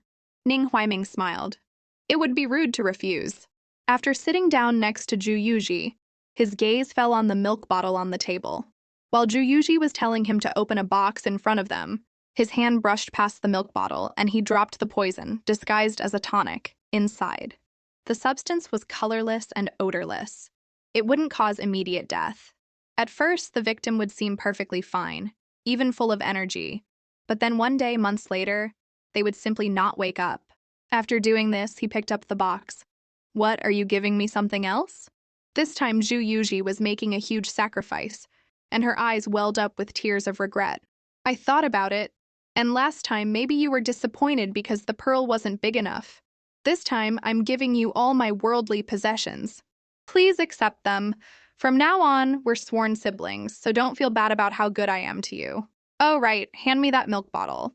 Ning Huaiming heard her thoughts and replied, okay. He considered this the kindest poison, one that would let her pass without any pain while still achieving his goal. He picked it up and handed it to Ju Yuji, but she didn't take it, instead staring at him with shining eyes. Just as he was starting to feel a little uneasy, he watched as Ju Yuji grabbed his hand and pushed the milk bottle to his lips. Kid, you took my stuff, so from now on, we're sworn siblings. We have to have a ceremony. Today, we'll seal our bond. If you're really my brother, you'll drink this milk with me. Ning Huaiming's face became impossibly grave. 1 second, he was administering poison, and the next, he was the one being asked to drink it. So, was this a coincidence, or did Ju Yuji have foresight? Ning Huaiming suppressed his panic and tried to coax her with a smile. Miss Five, don't joke around. This is your milk. It's not right for you to give it to me. The maid standing by thought Ning Huaiming was just being modest. She was happy to foster a friendly atmosphere between the two children, and said with a smile, Young Master Ning, it's goat's milk. You can drink it without worry. Seeing Ning Huaiming holding the bottle without moving, Ju Yuji gave it another push. Are you looking down on me? If you don't drink it, you're disrespecting me. Ning Huaiming hadn't expected to be outsmarted. Seeing that Ju Yuji was getting a little upset, it seemed that if he didn't drink it, it would be a bit much. After a long mental struggle, he tremblingly picked up the milk bottle and drank it all in one gulp. His determined expression didn't catch Ju Yuji's attention, but the empty milk bottle made her face change. Hey, big bro! I didn't tell you to drink it all. That's my ration for the whole day. I just wanted you to take a symbolic sip, but you didn't leave a single drop for me. Do you have any idea how much of a shock it is for a baby to have no milk to drink? Ju Yuji's heartbroken mental cries received no response from Ning Huaiming. At that moment, Ning Huaiming had no time to deal with the child. He had only one thought, get back to his room and take the antidote. He ran off without another word. Ju Yuji, still lost in her dramatic heartbreak, was left completely dumbfounded. What's going on? Did the kid get angry? But I was just complaining to myself. I didn't think he'd be even more sensitive than me. Meanwhile, Ning Huaiming ran back to his room at top speed, found the antidote, swallowed it, and collapsed onto his bed, completely drained. But his mind was still racing. The antidote wouldn't work that quickly, and he was already feeling the effects of the poison. He couldn't help but grit his teeth. This Ju Yuji is really my curse. Luckily, that person left me one more antidote. But it wasn't a complete loss.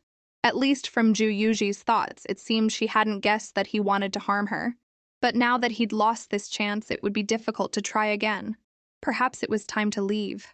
His thoughts trailed off, and he could no longer resist the effects of the drug, falling into a deep sleep. He slept from morning until night. He vaguely felt someone enter his room, and the unignorable gaze woke him up. He opened his eyes to a large face right in front of him. He screamed instinctively, Kid, are you okay? Seeing it was Ju Yuji, Ning Huaiming calmed down. Miss Five, what are you doing here? Ju Yuji, who could communicate with this kid without any barriers, told him everything. I heard you didn't eat dinner, so my big brother brought me to see you. You were sleeping, so my big brother went back first. After she finished, her sharp eyes noticed a red patch on the kid's neck. She surprisingly pushed him down and pulled at his clothes to get a closer look. Kid, are you sick? Ning Huaiming was already feeling weak from the drug's effects. Being pulled by Ju Yuji like this nearly suffocated him. I'm just allergic to goat's milk. Let go of me, I can't breathe. Hearing this, Ju Yuji knew he was fine and chuckled. Sorry, my new limbs aren't fully trained yet. Blame the goat's milk, it's so rude for making you allergic. Ning Huaiming felt more and more that Zhu Yuji was sent to be his curse. At that moment, he had no energy to deal with her and pretended to fall asleep. The chattering Zhu Yuji saw this and fell silent. Youth is great. You can fall asleep in an instant. With no one to talk to, she made herself at home and lay down next to Ning Huaiming. Kid, given our relationship, if you can't bring yourself to forgive me, then just force yourself to forgive me. With that, she really did fall asleep. Ning Huaiming, who was only pretending to be asleep, felt the person next to him fall asleep. He slowly opened his eyes and looked at the sleeping Zhu Yuji with a sense of helplessness. Who's the one who fell asleep in an instant? She's small, but surprisingly strong. For a moment there, I thought I saw my great-grandmother. This kid is really one of a kind. Before he could think much more, his cheek was hit by an unconscious punch from the sleeping Zhu Yuji. The small fist left a red mark on his face. Ouch. A moment later, he quickly got out of bed and looked at the sleeping Zhu Yuji, his eyes flickering. It was just the two of them. If he just covered her with the blanket, would this curse, this variable, be solved? Facing such a small infant, he hesitated for a moment. Just as he reached for the bedsheet, Zhu Jimo appeared silently behind him. It's the middle of the night. Does your highness want to admire the moon with me? With his plan interrupted, Ning Huaiming had to give up this perfect opportunity. It was no longer suitable for him to stay at the residence. With his adult soul, he responded without any fear. Young Master Zhu has a fine interest. Unfortunately, my men have been waiting outside the residence for 2 days. We'll have to leave it for another time. Goodbye. After seeing him off, Zhu Jimu looked at his sleeping little sister with a sense of helplessness. From his angle, he had only thought Ning Huaiming was trying to cover his sister with the blanket, but given their respective identities, he wasn't sure if this relationship was a good or bad thing. He gently tapped her nose. Little sister, you've gotten yourself into some big trouble. The next day, when Liu Ruyan learned that Ning Huaiming had left in the middle of the night, she couldn't help but worry. Why did he leave in such a hurry? Zhu Jimu sighed. I suppose he had urgent family matters and couldn't wait. I don't know how to tell little five. The two of them walked into the room and saw Zhu Yuji enthusiastically greeting them. Liu Ruyan was instantly healed by the sight and held her daughter, nuzzling her affectionately. After getting her fill of cuddles, Zhu Yuji finally asked her question. Wait a minute, Mom. Wasn't I sleeping with the kid last night? How did I get back here? Where's my kid? By now, Zhu Jimu and the others could hear Zhu Yuji's thoughts without needing to touch her. Hearing her question, he answered cautiously. Little five, I have some bad news for you. Ning Qi is gone. Hearing this, Zhu Yuji froze for a moment, then burst into a wail. The kid's dead? He was fine last night. Why did he have to die so suddenly? Oh, kid, I'm so sorry you died so tragically. Zhu Jimo's ears were nearly deafened. He quickly interrupted to explain, Little five, don't cry, don't cry. I said he's gone, as in he left, not that he died. The one who's going to die is his father. Ning Qi went back to fight for his inheritance, to prevent it from falling into the hands of his evil stepmother. Zhu Yuji choked on her sobs. Couldn't you have just said that in one go? Can you really use a word like gone so carelessly? Does that mean I'll never see the kid again? My heart is breaking all over again. She sulked in her mother's arms. Before she could wallow in her sadness for too long, she suddenly sensed a killing intent from outside the door. She snapped her eyes open, her expression turning serious. Hearing her thought, Liu Ruyan and Zhu Jimu also looked toward the door with caution, only to see Zhu Qiaosheng, who they hadn't seen for days, walking in with a group of people. What kind of trouble is he trying to stir up now? Seeing her scumbag dad, Zhu Yuji was both wary and disgusted. This old coot is being so sneaky. He's definitely up to no good. Liu Ruyan's eyes flickered, and she greeted him with her usual gentle smile. Husband, what brings you to see little five? Zhu Qiaosheng put on a gentle facade. A few Taoist priests from Qingyun Temple have come to the residence, saying they have important matters to discuss. My dear, you know that Qingyun Temple is the sacred place where the Empress Dowager gave birth to the Emperor. We can't be disrespectful. Before Liu Ruyan could say anything, he invited the priests in. Liu Ruyan had a bad feeling. She suppressed her complicated thoughts and looked at the head priest. May I ask what brings you esteemed masters to our humble abode? Zhu Yuji, based on her years of watching dramas and reading novels, began to analyze the situation.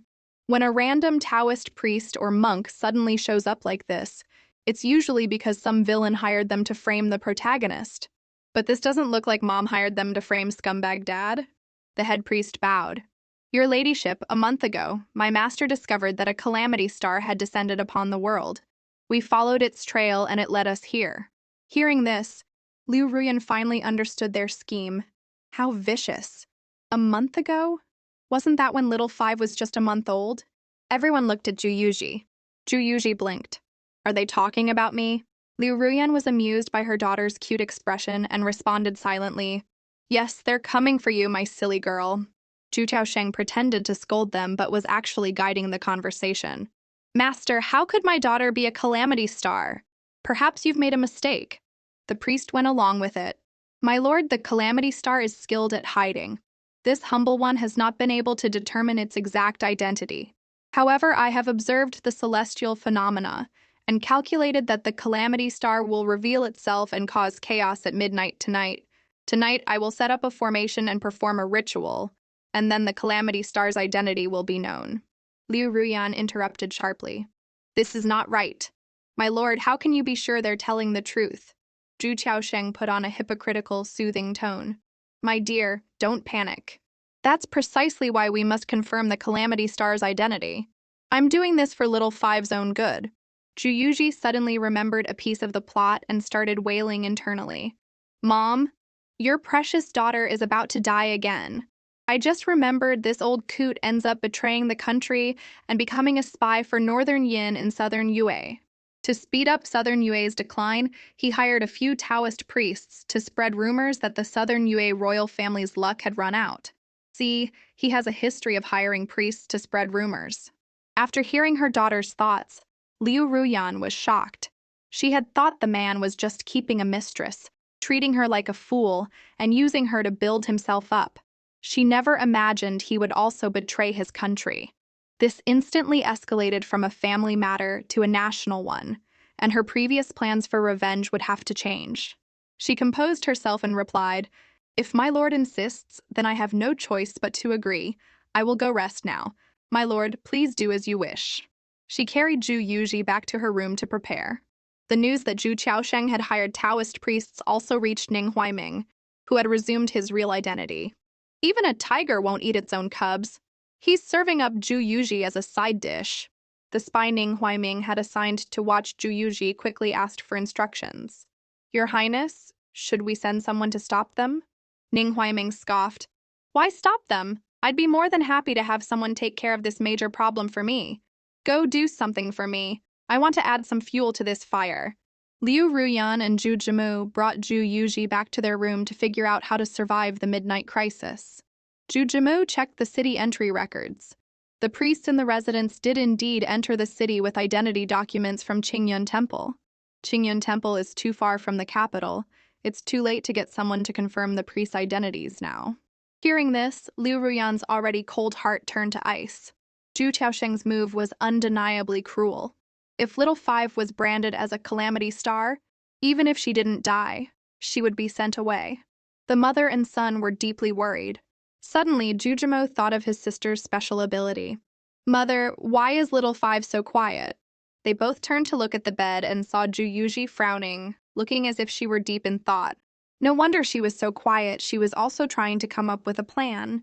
They were both curious about what little Five was thinking, and tacitly reached out to touch her head, allowing them to listen to her thoughts without obstruction. Damn this old coot! He's really not going to let me off the hook. Tonight's main quest, survive past midnight. Side quest, slap scumbag dad in the face. With no system and no cheats, it looks like I'll have to rely on my luck and my wits. Let's see, how did they pull off this rumor? I think they used a special chemical to write words on the ground beforehand. After the chemical dries, they do some hocus pocus, then burn a paper talisman. When the burning talisman touches the chemical, the fire will follow the writing and the pre-written words will appear. In that case, don't blame me. I'll give you a great Chu will rise, Chen Sheng will be king, and show you what a real PR war looks like. Liu Ruyan and Zhu Jimu were enlightened by her indignant inner monologue. Well now, it seemed little Five had a plan. They tacitly decided not to let Ju Yuji know they could hear her thoughts. Ju Jimo then summarized, Mother, to prevent those priests from actually coming for little Five, why don't we strike first and say that little Five is a divine maiden? Also, I found out that the priest's father hired have a chemical that ignites on contact with fire. They plan to frame little Five. Hearing this, Ju Yuji's eyes sparkled with admiration. I didn't think Big Brother would figure it out so quickly. It's almost like someone gave him a spoiler. Liu Ruyan mentally burst out laughing. My silly girl, someone did give him a spoiler. On the surface, she tried to suppress her laughter and replied to her son, In that case, we can turn their plan against them. They want to frame her, but what does that have to do with my daughter being a divine maiden? Ju Yuji, seeing her mother and brother knew how to fight back, chuckled. That's right, that's right. And the night luminescent pearl I gave the kid last time, he didn't take it with him. We can put it behind my butt later to create a glowing filter and really nail the goddess vibe. But wait, why are you two talking so strangely, like you're in a play, with all this dramatic intonation? And why are you both holding my head? Liu Ruyan and Ju Jimu tacitly turned their heads, pretending not to hear. We're not going to tell you we're getting a close-up experience of the Divine Maiden's wisdom. Soon it was midnight, and both sides were fully prepared. Ju Yuji was dressed like a little immortal and sat in the center of the altar. My lord, my lady, your highness, this humble one shall begin. Ju Yuji looked at her scumbag dad's hypocritical expression and sneered. With all this fanfare, it's clear scumbag dad really wants me dead. Just as Zhu Chaosheng was about to have the priest begin the ritual, the main gates were violently pushed open, and General Pei of the city patrol burst in with his men. Men, guard the residence gates. Tonight, people are only allowed in, not out. My lord, my lady, I received a report that the masters from Qingyun Temple have predicted that a calamity star will appear in the residence tonight. His Majesty has ordered me to seal the residence and see what's going on. Zhu Chaosheng was surprised that the Emperor knew, but he didn't dwell on it. This was good for him, a godsend. As long as Ju Yuji was identified as a calamity star, not even the Empress could help them. The priest, having received his orders, began to perform a ritual, lighting a paper talisman in his hand and throwing it onto the prepared ground. The flames quickly shot up, soon forming the character for 5. General Pei saw it and said, Does this refer to the Ju family's 5th miss? Is the 5th miss the calamity star? For a moment, the crowd was filled with panic. Zhu Yuji looked at the superstitious crowd, speechless. If you people read more books, you wouldn't be so easily fooled. Zhu Kaosheng deliberately grabbed General Pei, putting on a show of a loving father. General Pei, there must be some mistake. My little 5 is not a calamity star. General Pei pointed at him. My lord, you can take that up with the Emperor. He then threw the man to the ground and was about to order his men to take Zhu Yuji away. Zhu Qiaosheng, who had been thrown to the ground, had a triumphant smile on his face. But his satisfaction didn't last long. He heard someone shout, Look, the fire hasn't stopped. New words are appearing. Below the large character for 5, the words, Divine Maiden appears, Calamity Star Falls appeared. Seeing this, everyone understood. The 5th miss wasn't a calamity star at all, she was a divine maiden. The crowd looked at Zhu Yuji on the altar with surprise and awe. The night luminescent pearl placed behind her butt also did its job, and its soft glow further confirmed that a divine maiden had appeared. Liu Ruyan smiled. The scumbag's plan had failed, and he had instead pushed the daughter he wanted to kill into the position of a divine maiden. He must be so angry he could vomit blood. Perfect. With the help of the night luminescent pearl, Zhu Yuji looked even more divine. Everyone present was convinced that she was a divine maiden descended to earth. Ignoring her scumbag dad's murderous glare, she raised her chubby little hand and pointed at him. As everyone wondered what she meant, Zhu Chaosheng's robes suddenly caught fire. Forgetting his dignity as a prince, he frantically tried to put out the flames. Tonight's events had repeatedly gone beyond his control, and Zhu Chaosheng was not okay. In truth, his robes had caught fire because of the phosphorus powder Liu Ruyan had sprinkled on him when he wasn't looking. To perfectly coordinate with her daughter's counterattack, she pretended to be frightened and exclaimed, Could it be that the calamity star is my husband? Guided by her words, everyone present was convinced. So that's it. She's a divine maiden. The divine maiden is going to destroy the Calamity Star. As the scumbag dad was being condemned and shunned by the crowd, Ju Yuji was laughing internally. You old coot.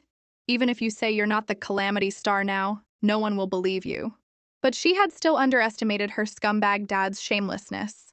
Ju Chaosheng reacted quickly, rolling on the ground and shouting in agony. I was wrong. Divine Maiden, I was wrong. Please spare me. You don't want anything to happen to your father, do you? Ju Chaosheng knew very well that explaining was useless at this point. He could only acknowledge his daughter's mysterious power and put on a show of rolling on the ground to indicate that the Calamity Star had been exorcised. A moment later, he looked up with a dazed expression. How did I get here? My dear, why are there so many people in the residence? No matter how speechless the crowd was, he had managed to shake off the title of Calamity Star. Ju Yuji sighed deeply. Life really is a stage, and it's all about the acting. Knowing that she couldn't do much to her scumbag dad, she sat quietly without making any more moves. General Pei looked at her, deep in thought. Could a divine maiden really have appeared? He immediately excused himself and returned to the palace to report to the emperor. In an alley not far from the residence, Ning Huaiming was waiting for his spy's report. He had sent a message to the Southern Yue Emperor, originally intending to add fuel to the fire, but he hadn't expected it to become a tailwind that turned Ju Yuji from a Calamity Star into a divine maiden. It was truly frustrating. He looked up at his spy. Where are the city patrolmen? The spy replied, That General Pei went back to the palace to ask for an Imperial edict just now. I expect a decree from the Southern Yue Emperor will be issued within an hour. Ning Huaiming let out a sigh of relief. Then we'll wait and see how the Southern Yue Emperor deals with this divine maiden. It's not easy being a divine maiden. If you don't do it right, you could end up dead. Sure enough, an hour later, everyone in the Prince of Ping'an's residence was on their knees, awaiting the Imperial edict. By the grace of heaven, the Emperor proclaims, with the peace talks between our two nations imminent, the Prince of Ping'an is hereby ordered to assist the Court of State Ceremonial in welcoming the Northern Yin delegation and jointly negotiate the treaty. Hearing this, Ju Yuji thought to herself, of course. Just like in the story, the old coot is going to the peace talks with the Northern Yin envoy. If nothing goes wrong, the talks will break down and the old coot will be dismissed from his post and thrown in jail. A one-stop service. Hey, you old coot, your good days are numbered. She was gloating internally, but she didn't expect to be implicated herself. The second half of the edict made her go crazy. It is heard that the Prince of Ping'an's fifth daughter has the bearing of a divine maiden. On the day of the peace talks, she is permitted to enter the hall, in the hope that the talks will be successful. Hearing this, Ju Yuji's expression changed dramatically. What the hell? What does this have to do with me? Life is hard, Little Five sighs. Her good mood instantly vanished. In the original story, they never wanted to negotiate in the first place. How was a baby a few months old supposed to make them succeed? Was he dreaming? And in the original story, she wasn't involved at all. The plot had a bug. According to the original story, after the baby swap failed, her scumbag dad went off to travel with his true love, conveniently avoiding the peace talks, which meant there was no Calamity Star or Divine Maiden business. The more she thought about it, the more terrified she became. Good grief, this wasn't the plot she had read. How had the story gone off the rails without her noticing? Liu Ruyan heard her daughter's thoughts and grew worried. If the negotiations were destined to fail, wouldn't letting Little Five participate be harmful to her? The Imperial edict had been issued, and although it would be difficult to change, she still wanted to try for her daughter's sake. General Pei, wasn't the selection for the peace talks already decided? How could... General Pei cut her off before she could finish. His Majesty has his reasons. The prince and princess consort need only follow the edict. I shall take my leave. Liu Ruyan and Zhu Jimu both had a bad feeling about this. They exchanged a look and tacitly went back to their room to discuss their options. Mother, did you know that the prince sent by Northern Yin for the peace talks has gone missing? Liu Ruyan was surprised. What prince? I thought they only sent an envoy to go through the motions. Zhu Jimo patted his sister's head and replied, Exactly. His Majesty also knows that Northern Yin is just going through the motions, so why make such a big deal out of it and have Father and Little Five attend the talks? Don't you find it strange? Whether it's a calamity star or a divine maiden once used, it can become a force that shakes the Imperial power, and that is something His Majesty will never tolerate. Juyuji heard her brother's analysis. I get it. It means me and the old coot are both done for, right? Even though Jujumu had heard his sister call their father old coot several times, he still couldn't help but laugh. But this matter is not without a solution. It all depends on how we handle it. But I think with father's political acumen, he must have also figured out the intricacies of this. So, what will he do? Before he could finish, a commotion erupted in the outer courtyard. Help! There's an assassin! Liu Ruyan, who was already on edge, held Ju Yuji tightly, afraid her daughter would be snatched away again. Ju Yuji was growing more and more terrified. Why is there an assassin now? The plot is getting more and more different from the original story. Give me back the plot I read so carefully. Hearing her daughter's thoughts, Liu Ruyan grew increasingly anxious. What's going on? Is someone trying to take little Five again? Seeing this, Ju Jimu quickly reassured her. Mother, don't worry. The city patrol is still here. The assassin won't be able to just vanish. But if I'm not mistaken, they probably won't catch the assassin. The sharp and cunning Ju Jimu had almost certainly figured out who was behind this. Ju Yuji had guessed it too. I get it. It was the old coot's own plan. I have to say the old coot's brain is pretty sharp. Why didn't I think of that? The mother and two children all breathed a sigh of relief, a hint of a smile on their faces. Since Zhu Qiaosheng could fake being assassinated to get out of the peace talks, then of course little Five could too. Zhu Jimo smiled in agreement. There's been a cold illness spreading through the capital recently. If a child were to unfortunately catch it, His Majesty would have no choice but to understand. Zhu Yuji gave him a mental high five. As expected of my villain brother and mom, you're as smart as I am. After her initial relief, Liu Ruyan felt a little worried and conflicted. Faking an illness was a kind of lie, and what if it ended up becoming real? Zhu Yuji silently answered in her mind. Don't worry, Mom, I can watch an ad to revive. I'm just pretending to be dead. Under the circumstances, this was their only option.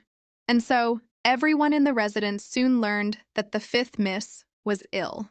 Liu Ruyan stayed by her daughter's bed without leaving her side for a moment. A maid suddenly burst in. My lady, the Lord has sent someone to see the fifth miss. They're right outside, we can't stop them. Liu Ruyan's heart grew even colder at Zhu Qiaosheng's actions. Didn't I say that little Five has a sudden cold illness and is not to be disturbed by anyone? Go back and tell the Lord to focus on his own recovery and not to worry about little Five. As she touched her daughter's skin, she found it was burning hot. This was clearly a fever. Her face changed. Her previous worries had come true. The fake illness had become a real one. In her feverish state, Zhu Yuji entered a strange environment. After an unknown amount of time, she woke up, completely unaware of the changes that had occurred. The dark space was suddenly illuminated, and she found herself on a long corridor in the middle of a lake. A young man stood in front of her, but his back was to her, so she couldn't see his face. She wanted to know where she was and who this person was. She reached out to get his attention, and saw a slender, fair hand. Whoa, how did I grow up? Startled, she quickly stood up and looked around. What the hell? Am I dreaming? Otherwise, how could a baby who's only a few months old suddenly become an adult? At that moment, the young man in front of her turned around. It was a grown-up Ning Huaiming. Zhu Yuji recognized him, which only made her more confused. What the hell? You've evolved too? In her mind, Ning Huaiming had always been a good person, so she approached him without any suspicion. What is going on here? Seeing that the young man didn't answer and had a cold expression, she wondered if she had mistaken him for someone else. Just as she was about to ask for his name to reintroduce herself, a dagger was plunged into her stomach. The sudden stabbing stunned Zhu Yuji, and then she erupted in a furious rage. Are you crazy? We don't even know each other. Why did you stab me? But she still received no answer from the young man. Instead, he pushed her into the water to dispose of the evidence. Zhu Yuji defiantly gave him the middle finger. This is my dream. You're dead when I respawn. The pain in her abdomen and the feeling of sinking were truly terrifying. What kind of messed up dream is this? If this happens again, I'm going to figure out why and then kill you back. The moment that thought crossed her mind, she was back on the corridor, which was pretty silent. She subconsciously touched her stomach and found it was completely healed. I really can respawn. Not only is it ad-free, but I can also reload from a save point. This dream is kind of amazing. Let me see where the save point is. She turned her head and saw the cold-faced young man again. Before she could react, his dagger was in her stomach once more. It was the same as the first time. After being stabbed, she was pushed into the water. Juyuji was completely numb. Are you serious? You're doing it again? For the love of God, am I in a time loop? The thought had barely formed when she was back on the corridor, completely unharmed. With the experience of the first 2 times, she reacted first this time, grabbing the young man's hand and trying to turn the dagger back on him. They began to struggle. Juyuji sneered. Didn't expect that, did you? I predicted your move. After a struggle with Ning Huaiming, they both retreated to a safe distance. She shouted at him, I don't know why you're in my dream, but to stop us from killing each other over and over, I have to tell you, you've already stabbed me at least 3 times. 3 times. I was going to let it slide, but then I thought, why should I back down? If you don't like me, why don't you just go die yourself? Why are you trying to stab me? Hearing this, Ning Huaiming's eyes flickered. He looked at the dagger in his hand, feeling like it should have already gone in. A sharp pain shot through his head, and as an intruder in someone else's dream, his own consciousness awakened. The scenes of him killing her flashed through his mind. So what she said was true. Seeing Ning Huaiming's dawning realization, Juyuji got even angrier. This is my dream. Of course you don't remember. But I don't know if it was 3 times. Maybe it was thousands of times. Ning Huaiming could see that Juyuji didn't seem to know that he also remembered the dream. He didn't plan to tell her and deliberately brandished the dagger. Since this keeps happening, should I just continue? Hearing this, Juyuji instinctively backed away. Dude, are you dense? What I mean is, one of us has to back down first so we can get out of this dream loop. I'm not telling you to keep stabbing me, you get it? Seeing that he had scared her enough, Ning Huaiming put away the dagger. You remember. So why didn't you stop me the second time I tried to kill you? Juyuji flared up at that. You think I wanted to be killed by you? By the time I respawned, your dagger was already in my face. You pushed me into the water so skillfully I was more speechless than you. She paused, looking the grown-up kid up and down. You think maybe we have some kind of past life connection? That's how it always goes in those fantasy dramas, right? We're killing each other in our dreams, but it corresponds to our real lives, and it's some kind of tangled mess we can't escape. Ning Huaiming hadn't expected her to hit the nail on the head. Her guess was spot on, but he didn't want to answer that question. He composed himself and looked around. We need to find a way out of here. Juyuji was easily distracted and silently mocked him. This guy is good-looking, but his IQ isn't that high. Doesn't he know you can't find an exit in a dream? Speaking of which, she hadn't seen what she looked like as an adult yet. There were no mirrors here, but there was the lake. She excitedly leaned over the edge of the lake and looked down. The water reflected her delicate face. It wouldn't be an exaggeration to say she was as beautiful as a goddess. The oppressive feeling of the death loop dream instantly vanished, and she happily admired her own beauty. Whoa, I'm this beautiful! I'm sure there's no man in this world whose face is worthy of mine. So I'm just going to date myself. Ning Huaiming looked at her narcissistic confidence, speechless. Just as he was about to say something, the dream space began to distort. It looked like the dream was about to end. Juyuji felt it even more keenly. She turned to say something to Ning Huaiming, but before she could even touch his sleeve, she began to fall completely. In reality, Juyuji woke up with a start, completely unaware of her new state. She opened her eyes to see a handsome young man watching over her bed, happily calling her junior sister. She was completely dazed. What's going on? The handsome young man had already run outside. Junior sister, you're awake! I'll go tell master. Hearing this, Juyuji was even more confused. What master? What junior sister? Who am I? Where am I? Where's my mom? How did I take a nap and wake up in a different world? A moment later, the master the young man had mentioned slowly walked in. Well, the little girl is really awake. The old Taoist priest who had come in chuckled and pinched Juyuji's cheek. Little girl, I am the master of Yaowang Valley. Do you know why you're here? Juyuji had just come out of a nightmare and was in a strange place with strange people. She was already confused, and his question only made her more so. Suddenly, she saw the handsome young man behind the old priest. Oh, finally, a familiar face. She immediately threw herself at him, tears streaming down her face. Kid, my sworn brother, what are you doing here? The young man who called himself her senior brother was very curious. What is junior sister babbling about? I can't understand a thing. Zhu Yuji was completely immersed in her reunion with Ning Huaiming and didn't pay attention to what anyone else was saying. At that moment, she noticed something was off. By the way, kid, you look like you've grown a bit. Ning Huaiming looked at the girl in his arms with astonishment, his mind reeling. This child clearly isn't speaking, but I can hear what she's saying. Am I hearing her thoughts? It's the first time I've met her, but for some reason it doesn't feel strange. He thought for a moment and then asked, Do you know me? Zhu Yuji's excitement came to a halt. Heartbreak. True heartbreak isn't loud and dramatic. It's me, right in front of you, and you're saying you don't know me. Have you forgotten the days we hid in baskets, ran from danger, and even shared a bed? It's only been a few days and you don't know me anymore? Zhu Yuji looked like she had just been abandoned by a scoundrel, and Ning Huaiming's mouth twitched. He looked up at the master of Yaowang Valley in confusion. Mr. Li, I seem to be confused about many things since waking up. For example, who is this 3-year-old child? Zhu Yuji's crying stopped short. What? I'm 3 years old? A wave of panic washed over her, and she looked at her slightly larger hands. Well now, no wonder I still can't talk. But how am I 3 years old again? I was a teenager just a moment ago. Am I in another dream? The thought of the death loop in her dream was exhausting. She had no idea what she would have to go through in this dream. With all the changes to her own body, it never occurred to her that this might be the real world. She balled up her fists and started pounding on Ning Huaiming, trying to wake up from this dream. Her little heart couldn't take it anymore. The Valley Master by her side cleared his throat, interrupting Zhu Yuji's chaotic thoughts. He handed a letter to his disciple. This little girl is your junior sister now. First, read the letter her mother left for both of them.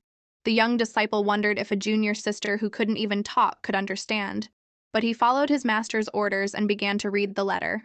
To my daughter, little 5, you suddenly fell ill and into a coma. Your mother had no other choice but to entrust you to the master of Yaowang Valley, Mr. Li. He has taken you as his disciple and brought you back to the valley to be treated. As a disciple of Yaowang Valley, you must listen to Mr. Li and not be naughty. When you are fully recovered, Mother will come to get you. Hearing her mother's words, Zhu Yuji understood that this was the real world and what she was about to face. She had been in a coma for so long, her mother must have been worried sick. She missed her mother's embrace so much she couldn't stop crying.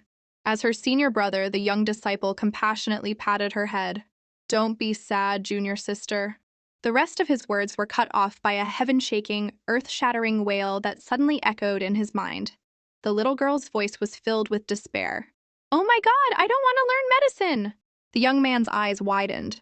What was that? Did I just hear my junior sister's thoughts? How strange. He composed himself and tried to gently coax his junior sister. Yaowang Valley not only teaches medicine, but also poison and sorcery. The Valley Master gave him 2 taps on the head, cutting off his inappropriate suggestion. The little girl has just woken up. Her mind is that of a 1-year-old. She can't even talk. She can't learn even if she wanted to. What are you telling her this for?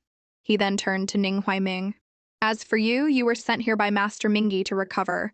You're older than the little girl, so you're her senior brother. Any questions? Ning Huaiming nodded.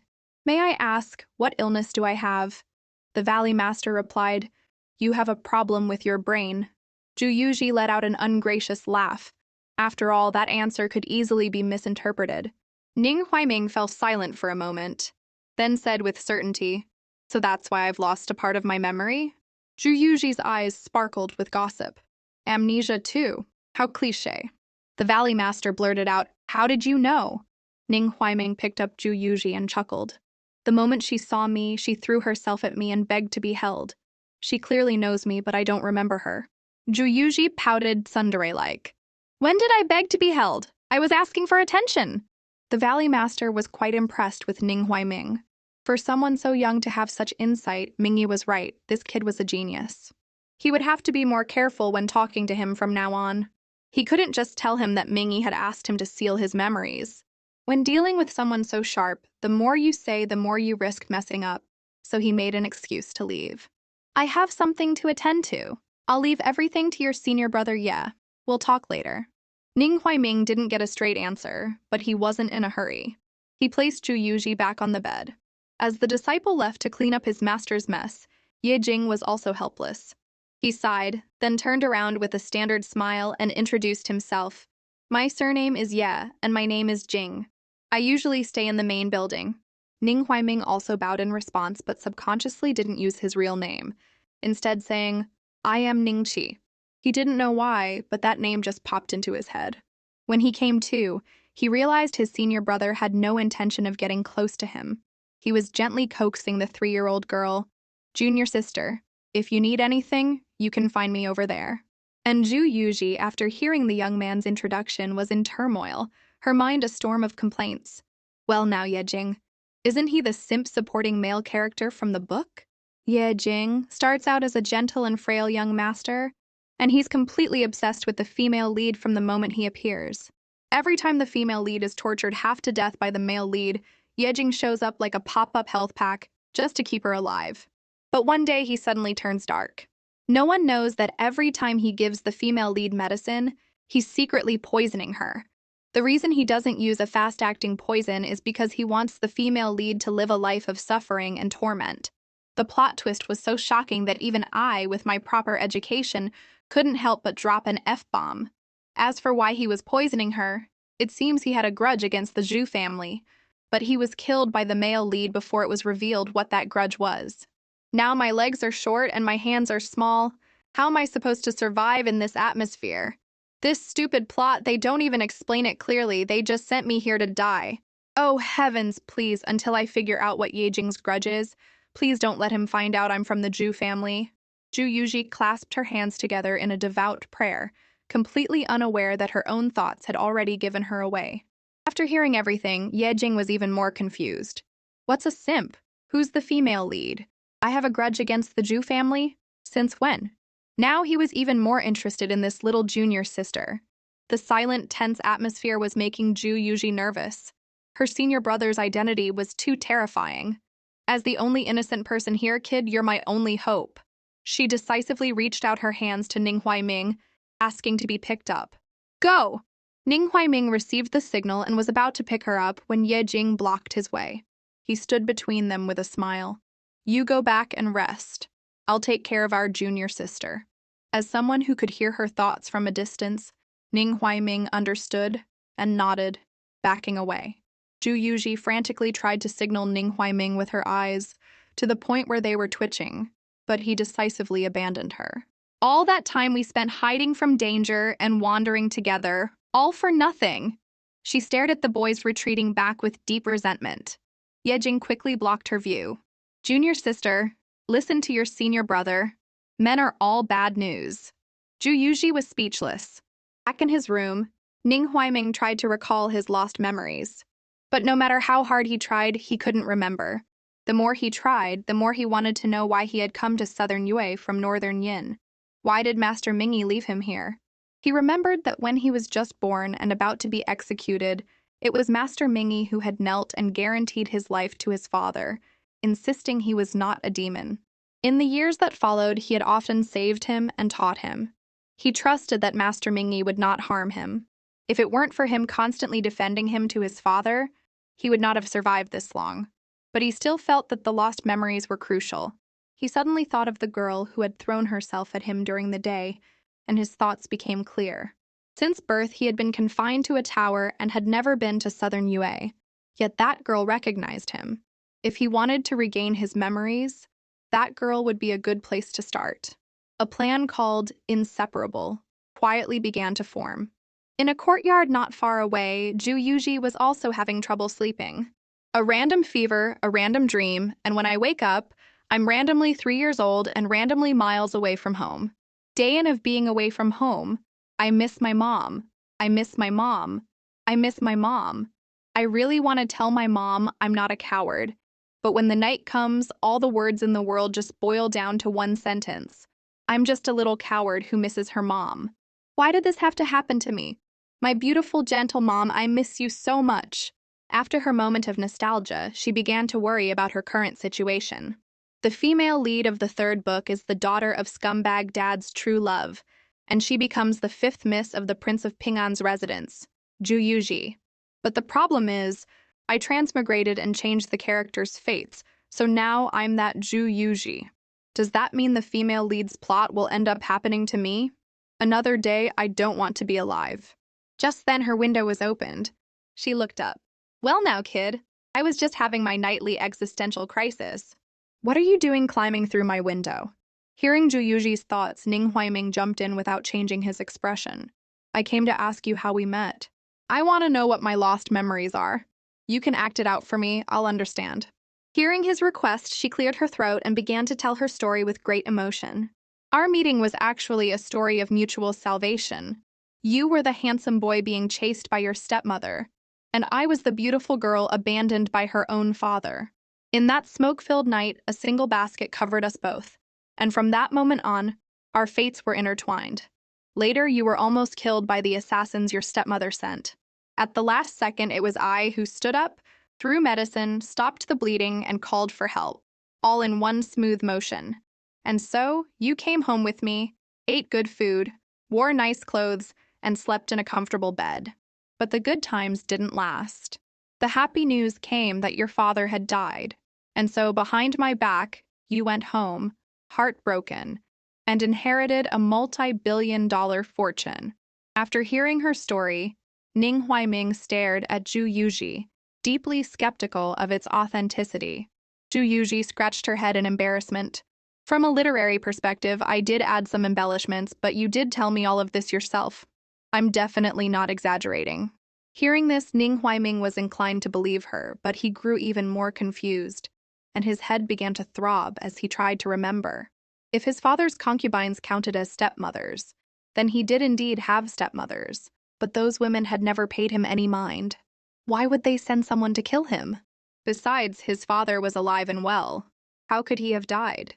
Was there really something wrong with his brain? As he was getting lost in his own thoughts, Ju Yuji suddenly threw herself into his arms, breaking him out of his spiraling thoughts. Ning Huaiming was startled. Ning! Ju Yuji stared at his face and chuckled internally. Seeing you again this time, I think you've changed. You've gotten even better looking. Hearing this, a wave of heat rushed to Ning Huaiming's head, and his cheeks burned red. He didn't dare look at the girl's sparkling eyes any longer, and turned his head away. Don't you have any shame for a girl? Even though you're young, you're still a girl. You shouldn't get so close and stare at a boy like that. People will think you're not modest. Ju Yuji was speechless. Dude, I'm 3! Then she realized this guy was a tsundere. Well, now his hidden personality was coming out. It was kind of cute.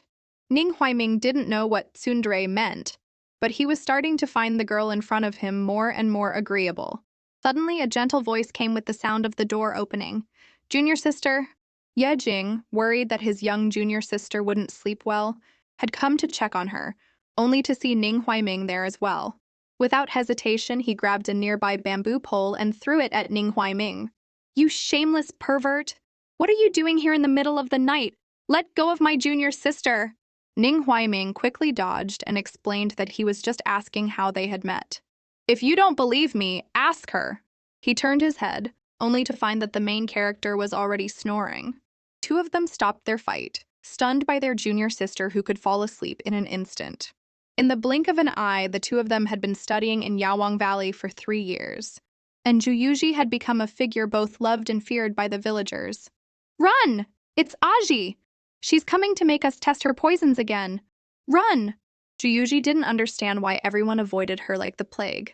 As far as she remembered, she was very kind and hadn't done anything wrong. She quickly called out to the slowest runner, Aunt Lee. I heard you've been having some rheumatism lately. I have some medicine I just mixed. Aunt Lee, who had experienced Ju Yuji's medical skills before, shivered instinctively. Not wanting to hurt the child's feelings, she politely refused. Gigi, don't listen to their gossip. Auntie isn't sick, I'm perfectly fine. Knowing that even if she said that, she would still be enthusiastically treated by Ju Yuji. And her old bones couldn't take the torment. She pointed to her little dog. The one who's sick is Fugi. Whether it was a person or a dog, as long as Ju Yuji knew someone was sick, she was very enthusiastic about treating them. She scooped up the little gray dog. Has Fugi been neutered? My senior brother and I just learned a new pig castrating technique. I guarantee it'll be a clean snip, with no pain at all. Aunt Lee had thought that offering up Fugi would get her out of the treatment, but she never imagined that Ju Yuji could be even more terrifying. She snatched Fugi and ran. Gigi, Fugi hasn't even been a father yet. Save your skills for someone else. Ju Yuji sighed. I just want to treat their illnesses, but they avoid me like the plague. My life has been one of being a kind person who is constantly misunderstood. Oh well, it's about to rain. I should go find seventh brother. Soon she familiarly pushed open Ning Huaiming's door, but he wasn't there. Was he in the medicinal bath again? She walked behind the screen to check, but he still wasn't there. She only saw a huge bathtub, and the person she was looking for was in it. At that moment, Ning Huaiming's body below his eyes was completely submerged in the water. He had been there for a while, silent and still, as if he were asleep. The next second, his scalp tingled as a strong force grabbed his hair and lifted his up. Ning Huaiming followed the force and turned his head. Now it was this kid again. Ju Yuji suddenly came face to face with a large face, screamed instinctively, and clumsily pushed the person back into the bathtub. Ning Huaiming was now completely submerged in the water and was struggling uncomfortably. He accidentally grabbed Ju Yuji's hand and pulled her into the bathtub as well. For Ju Yuji, who couldn't swim, falling into the water was a life-threatening situation. Luckily, she was quickly pulled up by Ning Huaiming and managed to cough up the water she had swallowed, but it all sprayed onto Ning Huaiming's face, making the already frustrated Ning Huaiming even more annoyed. Ju Yuji, what are you doing? Ju Yuji replied weakly. If I said I was afraid you would drown and was trying to save you, would you believe me? Don't you always fall asleep when it thunders and rains? I saw it was about to rain outside and was afraid you would fall asleep while bathing. The concern in her words instantly extinguished Ning Huaiming's anger. Although it was a little heartwarming, there were still some things he had to say. Your way of saving me is to almost press me to death in the water, and with your height, you're more likely to drown than I am. His words really hit Ju Yuji where it hurt. So sad, so helpless, so tired. I feel like a donkey that's been grinding all day, only to be whipped by a heartless owner. Ning Huaiming was used to her dramatics and sighed, lifting her out of the bathtub and explaining, I wasn't bathing. I was trying to use some extreme methods to stimulate my memories. I want to know what I've forgotten. Ju Yuji was confused. We're in Yaowang Valley. If you want to get your memory back, why don't you go to Master? Ning Huaiming gave a bitter smile. If he wanted to treat my amnesia, he would have done it long ago. Why would he keep putting me off? He didn't say it out loud. After all, in his mind, Ju Yuji was just a 6-year-old child. It would be difficult to explain the complexities of adults to her. He grabbed the back of Ju Yuji's collar and carried her out like a kitten. Come on, I'll take you back. Ju Yuji immediately struggled violently, strongly protesting, No, I want to sleep with you. Ning Huaiming ignored her struggles and replied, Boys and girls shouldn't share a bed after the age of 7. Ju Yuji quickly latched onto that and expertly played cute. I'm only 6. We'll talk about 7 when I'm 7. Ning Huaiming was unmoved and still gave a cold 2-word reply. No. Ju Yuji sighed and mumbled, small and helpless. I'm sleeping here. It's about to thunder. I have to stay with you, or you'll have nightmares again. Hearing this, a warmth spread through Ning Huaiming's heart, and the corners of his mouth turned up slightly. So she's worried about me. Speaking of which, for the past 3 years, every time it thundered and rained, she had indeed come to sleep with him. Whenever she was there, he rarely had nightmares, to the point where he was a little unused to sleeping alone now. With that thought, he gave in. Ju Yuji was used to being picked up and put down. With her practiced skill, she finally managed to land gracefully without falling flat on her face. She then ran back to her room to change into her pajamas and came back. In the middle of the night, Ning Huaiming was trapped in a dream again, watching several generals arguing in a military camp. I disagree. The 7th prince negotiated for a long time to restore diplomatic relations between our two nations. It's only been 2 years, why tear it up now? But before the general could finish, his throat was slit by a sword, and the one holding the sword was Ning Huaiming's uncle. He firmly believed negotiation is a method for cowards and incompetents. You are all first-class generals of northern Yin. Why not follow me and take the mountains and rivers of southern Yue? I have already submitted a memorial to His Majesty. If this battle is lost, I am willing to die. The Ning Huaiming in the dream saw this, and his heart trembled. He wanted to tell his uncle that he couldn't go to war, that he would lose. But he couldn't touch the people in the dream. The scene then changed to the grand hall of the palace, where the emperor and his officials were listening to an urgent report. Your Majesty, General Bailey C has fled without a fight. The emperor was furious and the court was divided. Someone started to stir the pot. As expected of an outsider clan, their hearts are not with us. Now that Northern Yin has been defeated and Bailey has fled, how are we to answer to the people? Your Majesty, I have a plan. The treaty was signed by the 7th Prince, and this Bailey is the 7th Prince's uncle. Why don't we send the 7th Prince to Southern Yue as a hostage? This will show Southern Yue our sincerity in negotiating. Seeing the shameless faces of some of the officials, Ning Huaiming let out a cold laugh. Sitting at home and the blame falls from the sky. I wonder what you will choose, father. Although he had never felt any fatherly love from this emperor since he was a child, at this moment, he still held out a sliver of hope. Even a tiger won't eat its own cubs. Maybe my father still has some feelings for me. However, the emperor's answer once again sent his heart plummeting. The emperor agreed almost without thinking. Everyone knew that being a hostage in another country was a 9 out of 10 chance of death and endless humiliation. Ning Huaiming heard the sighs of the righteous officials around him. His Majesty is planning to abandon the 7th Prince. Alas, it was clearly Northern Yin who broke the treaty first. Yet the 7th Prince must bear the consequences. How pitiful. He suddenly burst out laughing, a laugh that was both painful and crazed. What was I expecting? Didn't I know the outcome all along? Since I was a child, why am I always the one being abandoned? Why? Why? He was completely consumed by his inner demons, unable to break free. In reality, Zhu Yuji saw Ning Huaiming covered in sweat, his expression contorted, and knew he was having another nightmare. She pushed him and shouted, "Wake up!" Ning Huaiming finally woke up from the dream, but the oppressive pain in his chest made him spit out a mouthful of blood as soon as he opened his eyes. It was clear how deep his inner demons ran and how much his hatred for his heartless father had become an obsession. She knew that her kid brother would have nightmares whenever it thundered and rained, but this was the first time he had woken up and coughed up blood. She couldn't imagine what he had dreamed about. She scrambled out of bed and dragged her master over. The Valley Master, out of breath, arrived and said irritably, "You were in such a hurry to get me here because he coughed up blood from anger? So where's the blood?" Chuyuji leaned over to Ning Huaiming and looked. There were no bloodstains on his mouth or the bed sheets. If she hadn't seen it with her own eyes, she would have doubted herself. "Hey bro, are you the Flash? How did you clean up so fast?" Ning Huaiming looked at the Valley Master. "I've just been worrying too much lately. Being stimulated like this today actually helped me cough up the stagnant blood in my chest. Not only am I fine now, but I feel refreshed." The Valley Master nodded. "All right, then I won't meddle. I'm leaving." He was terrified of talking to Ning Huaiming because the kid was so smart and sharp, he could easily be tricked into revealing something. He quickly tried to escape. However, the next second, his hair was grabbed tightly by his little disciple. "Master, since you're already here, aren't you going to check him?" The sharp pain on his scalp made the Valley Master stop.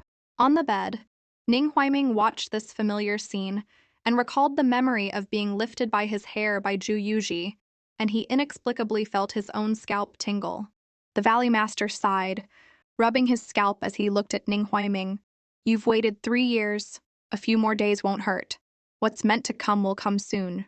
Ning Huaiming understood the Valley Master's hidden meaning, but he had been hiding in the valley for 3 years of leisure, and now he was getting anxious. The Valley Master said no more and turned to leave. Ning Huaiming had no intention of keeping him. He knew very well that the Valley Master couldn't even be bothered to make up an excuse anymore. Zhu Yuji looked back and forth, not understanding the riddle they were speaking.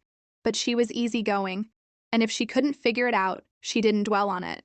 She climbed onto the bed and asked Ning Huaiming seriously, "Was the dream very scary this time? Tell me about it." Ning Huaiming looked at the 6-year-old little dumpling in front of him, lost his desire to talk, and changed the subject. "I don't remember, it's not important. You can go back to sleep now." Seeing that he wouldn't say, Zhu Yuji didn't press him. She threw herself into his arms. I'm still worried. Let's sleep together. Ning Huaiming had just said, I don't need you, when he was physically overpowered and threatened by Zhu Yuji. Say that again. I didn't hear you clearly. Ning Huaiming helplessly gave in. All right, I need you, okay? He put on a show of being oppressed, but he actually felt quite warm inside. Seeing this, Zhu Yuji internally boasted, You little punk, still trying to act cute with me? You're obviously touched. Hearing her thoughts, Ning Huaiming suddenly flipped over, knocking Zhu Yuji off and covering her with a blanket to hide his own embarrassment at being found out.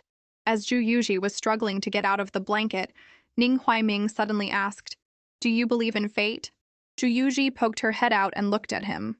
Well, that depends on what kind of fate. For example, a twitch in the left eye means wealth, and a twitch in the right eye means disaster. If my left eye twitches, I believe it. If my right eye twitches, it's just my eyelid twitching.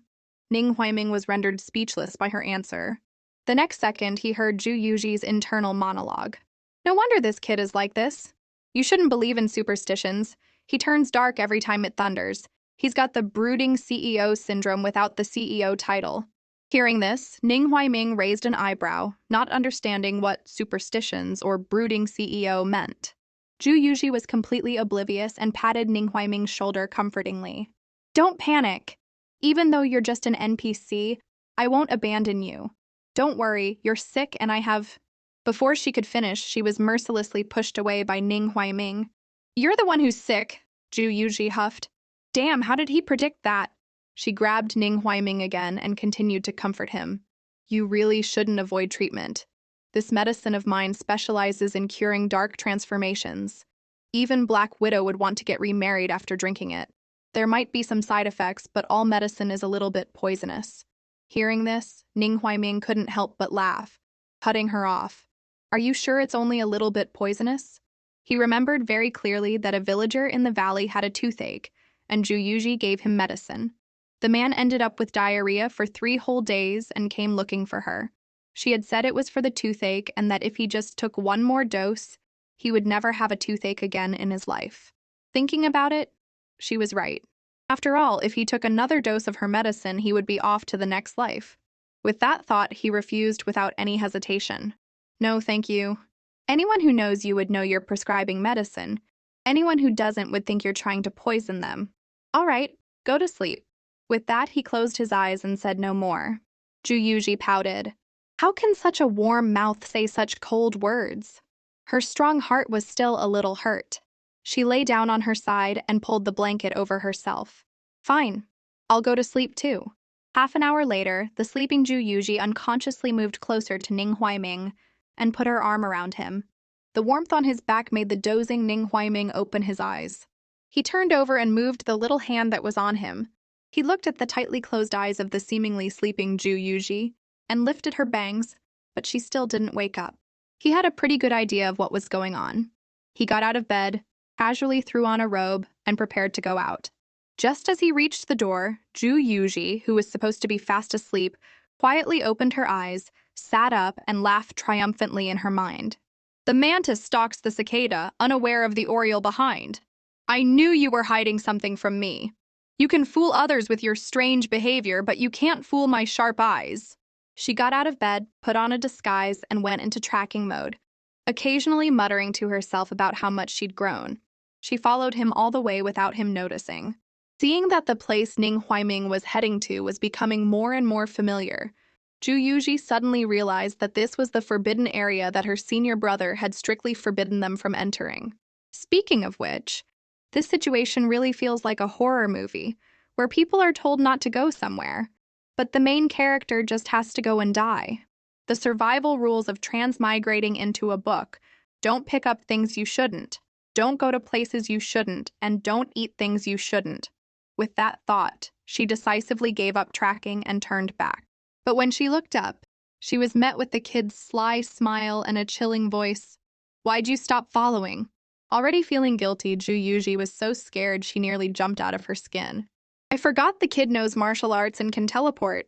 She quickly dropped her disguise and admitted her mistake. I wouldn't dare. I don't want to be cannon fodder. By the way, how did you know I was following you? I thought my disguise was flawless. Ning Huaiming smiled. No one's eyeballs move around when they're asleep. Ju Yuji's face turned red. So he had known she was faking it when she was still in the blankets, and she had been so proud of herself for so long. It was so embarrassing. She wiped away a non-existent tear and tried to escape. All right, you continue. I'll head back now. She had only taken 2 steps when she was grabbed by the back of her collar and pulled back. That's not up to you. Her height and weight were a major disadvantage. No matter how much she struggled and refused to go with him, she couldn't change the fact that she was being carried like a kitten. I'm not going. You'll have to kill me first. Ning Huaiming stopped, his smile exceptionally kind, his voice calm. Then you can die. Ju Yuji immediately behaved, complaining internally. The kid's face suddenly turned so evil. If I didn't know you were just a side character, I would have thought you were some kind of two-faced villain. To avoid going to the forbidden area and getting herself killed, she decided to feign compliance, smiling sweetly and saying, "Since my brother insists on me going in, then I will." However, before she could finish, Ning Huaiming put her down. You go first. Ju Yuji was furious. My first plan failed before it even started. How did he predict my prediction? With one plan failed, she came up with another, throwing herself on the ground and having a tantrum. I'm not going. I'm not going. After rolling around for a while and getting no reaction, she stopped to peek at what he was doing, and saw Ning Huaiming rummaging in his robes, a glint of light reflecting on his face. Ju Yuji's eyes widened. What the hell? He's actually going to pull a knife on me. She quickly got up and obediently led the way. Actually, I've been very curious about the forbidden area for a long time. I love exploring. I love to court death. Let's go. Ning Huaiming was a little confused by the kid's train of thought. One minute she was throwing a tantrum and refusing to go, and the next she was so eager. He had been about to offer her a jade pendant as a bribe, but she had agreed before he could even pull it out. But this was good too. He took Ju Yuji's hand and walked toward the depths of the back mountain. A warmth spread through his heart. He thought that Ju Yuji's strange behavior was because she was worried about him, and he accepted her kindness. Now, hand in hand with the kid, she walked deeper into the mountains. But her heart was pounding. The kid isn't going to take me into the woods and get rid of me, is he? Seeing Ju Yuji's nervous little steps and her anxious thoughts, Ning Huaiming was a little speechless, but he still looked down and reassured her. Don't worry, I'm not going to do anything to you. Close your eyes. Instead of being comforted, Ju Yuji was even more frightened and backed away. Really? You're being so mysterious. You're not going to attack me when I close my eyes, are you? Ning Huaiming was already used to his little junior sister's wild imagination and explained patiently, if I wanted to hurt you, would I have to bring you all the way out here? Ju Yuji thought about it and realized he was right. She reluctantly closed her eyes, but before a second had passed, she opened them again. Promise you won't attack me. I may seem like I'm laid back, but I'm actually terrified of dying. Ning Huaiming smiled kindly. I said I won't, so I won't. He then took out a sachet from his robes. Looking at the little girl with her eyes squeezed shut and knowing her personality, he decisively untied the ribbon from the sachet and used it to cover her eyes. Feeling the fabric over her eyes, Ju Yuji exclaimed, You really don't trust me. This is an insult to my character. Ning Huaiming looked up and said calmly, Don't I have a reason to? Ju Yuji was immediately deflated. You do. You're right to insult me. After making sure that Ju Yuji wouldn't peek, Ning Huaiming took out the sachet, poured the powder inside onto his palm, and gently blew it in all directions. Then he said, You can look now. As Ju Yuji untied the blindfold, she complained, That was fast? You wasted time tying a knot, all that mystery for nothing?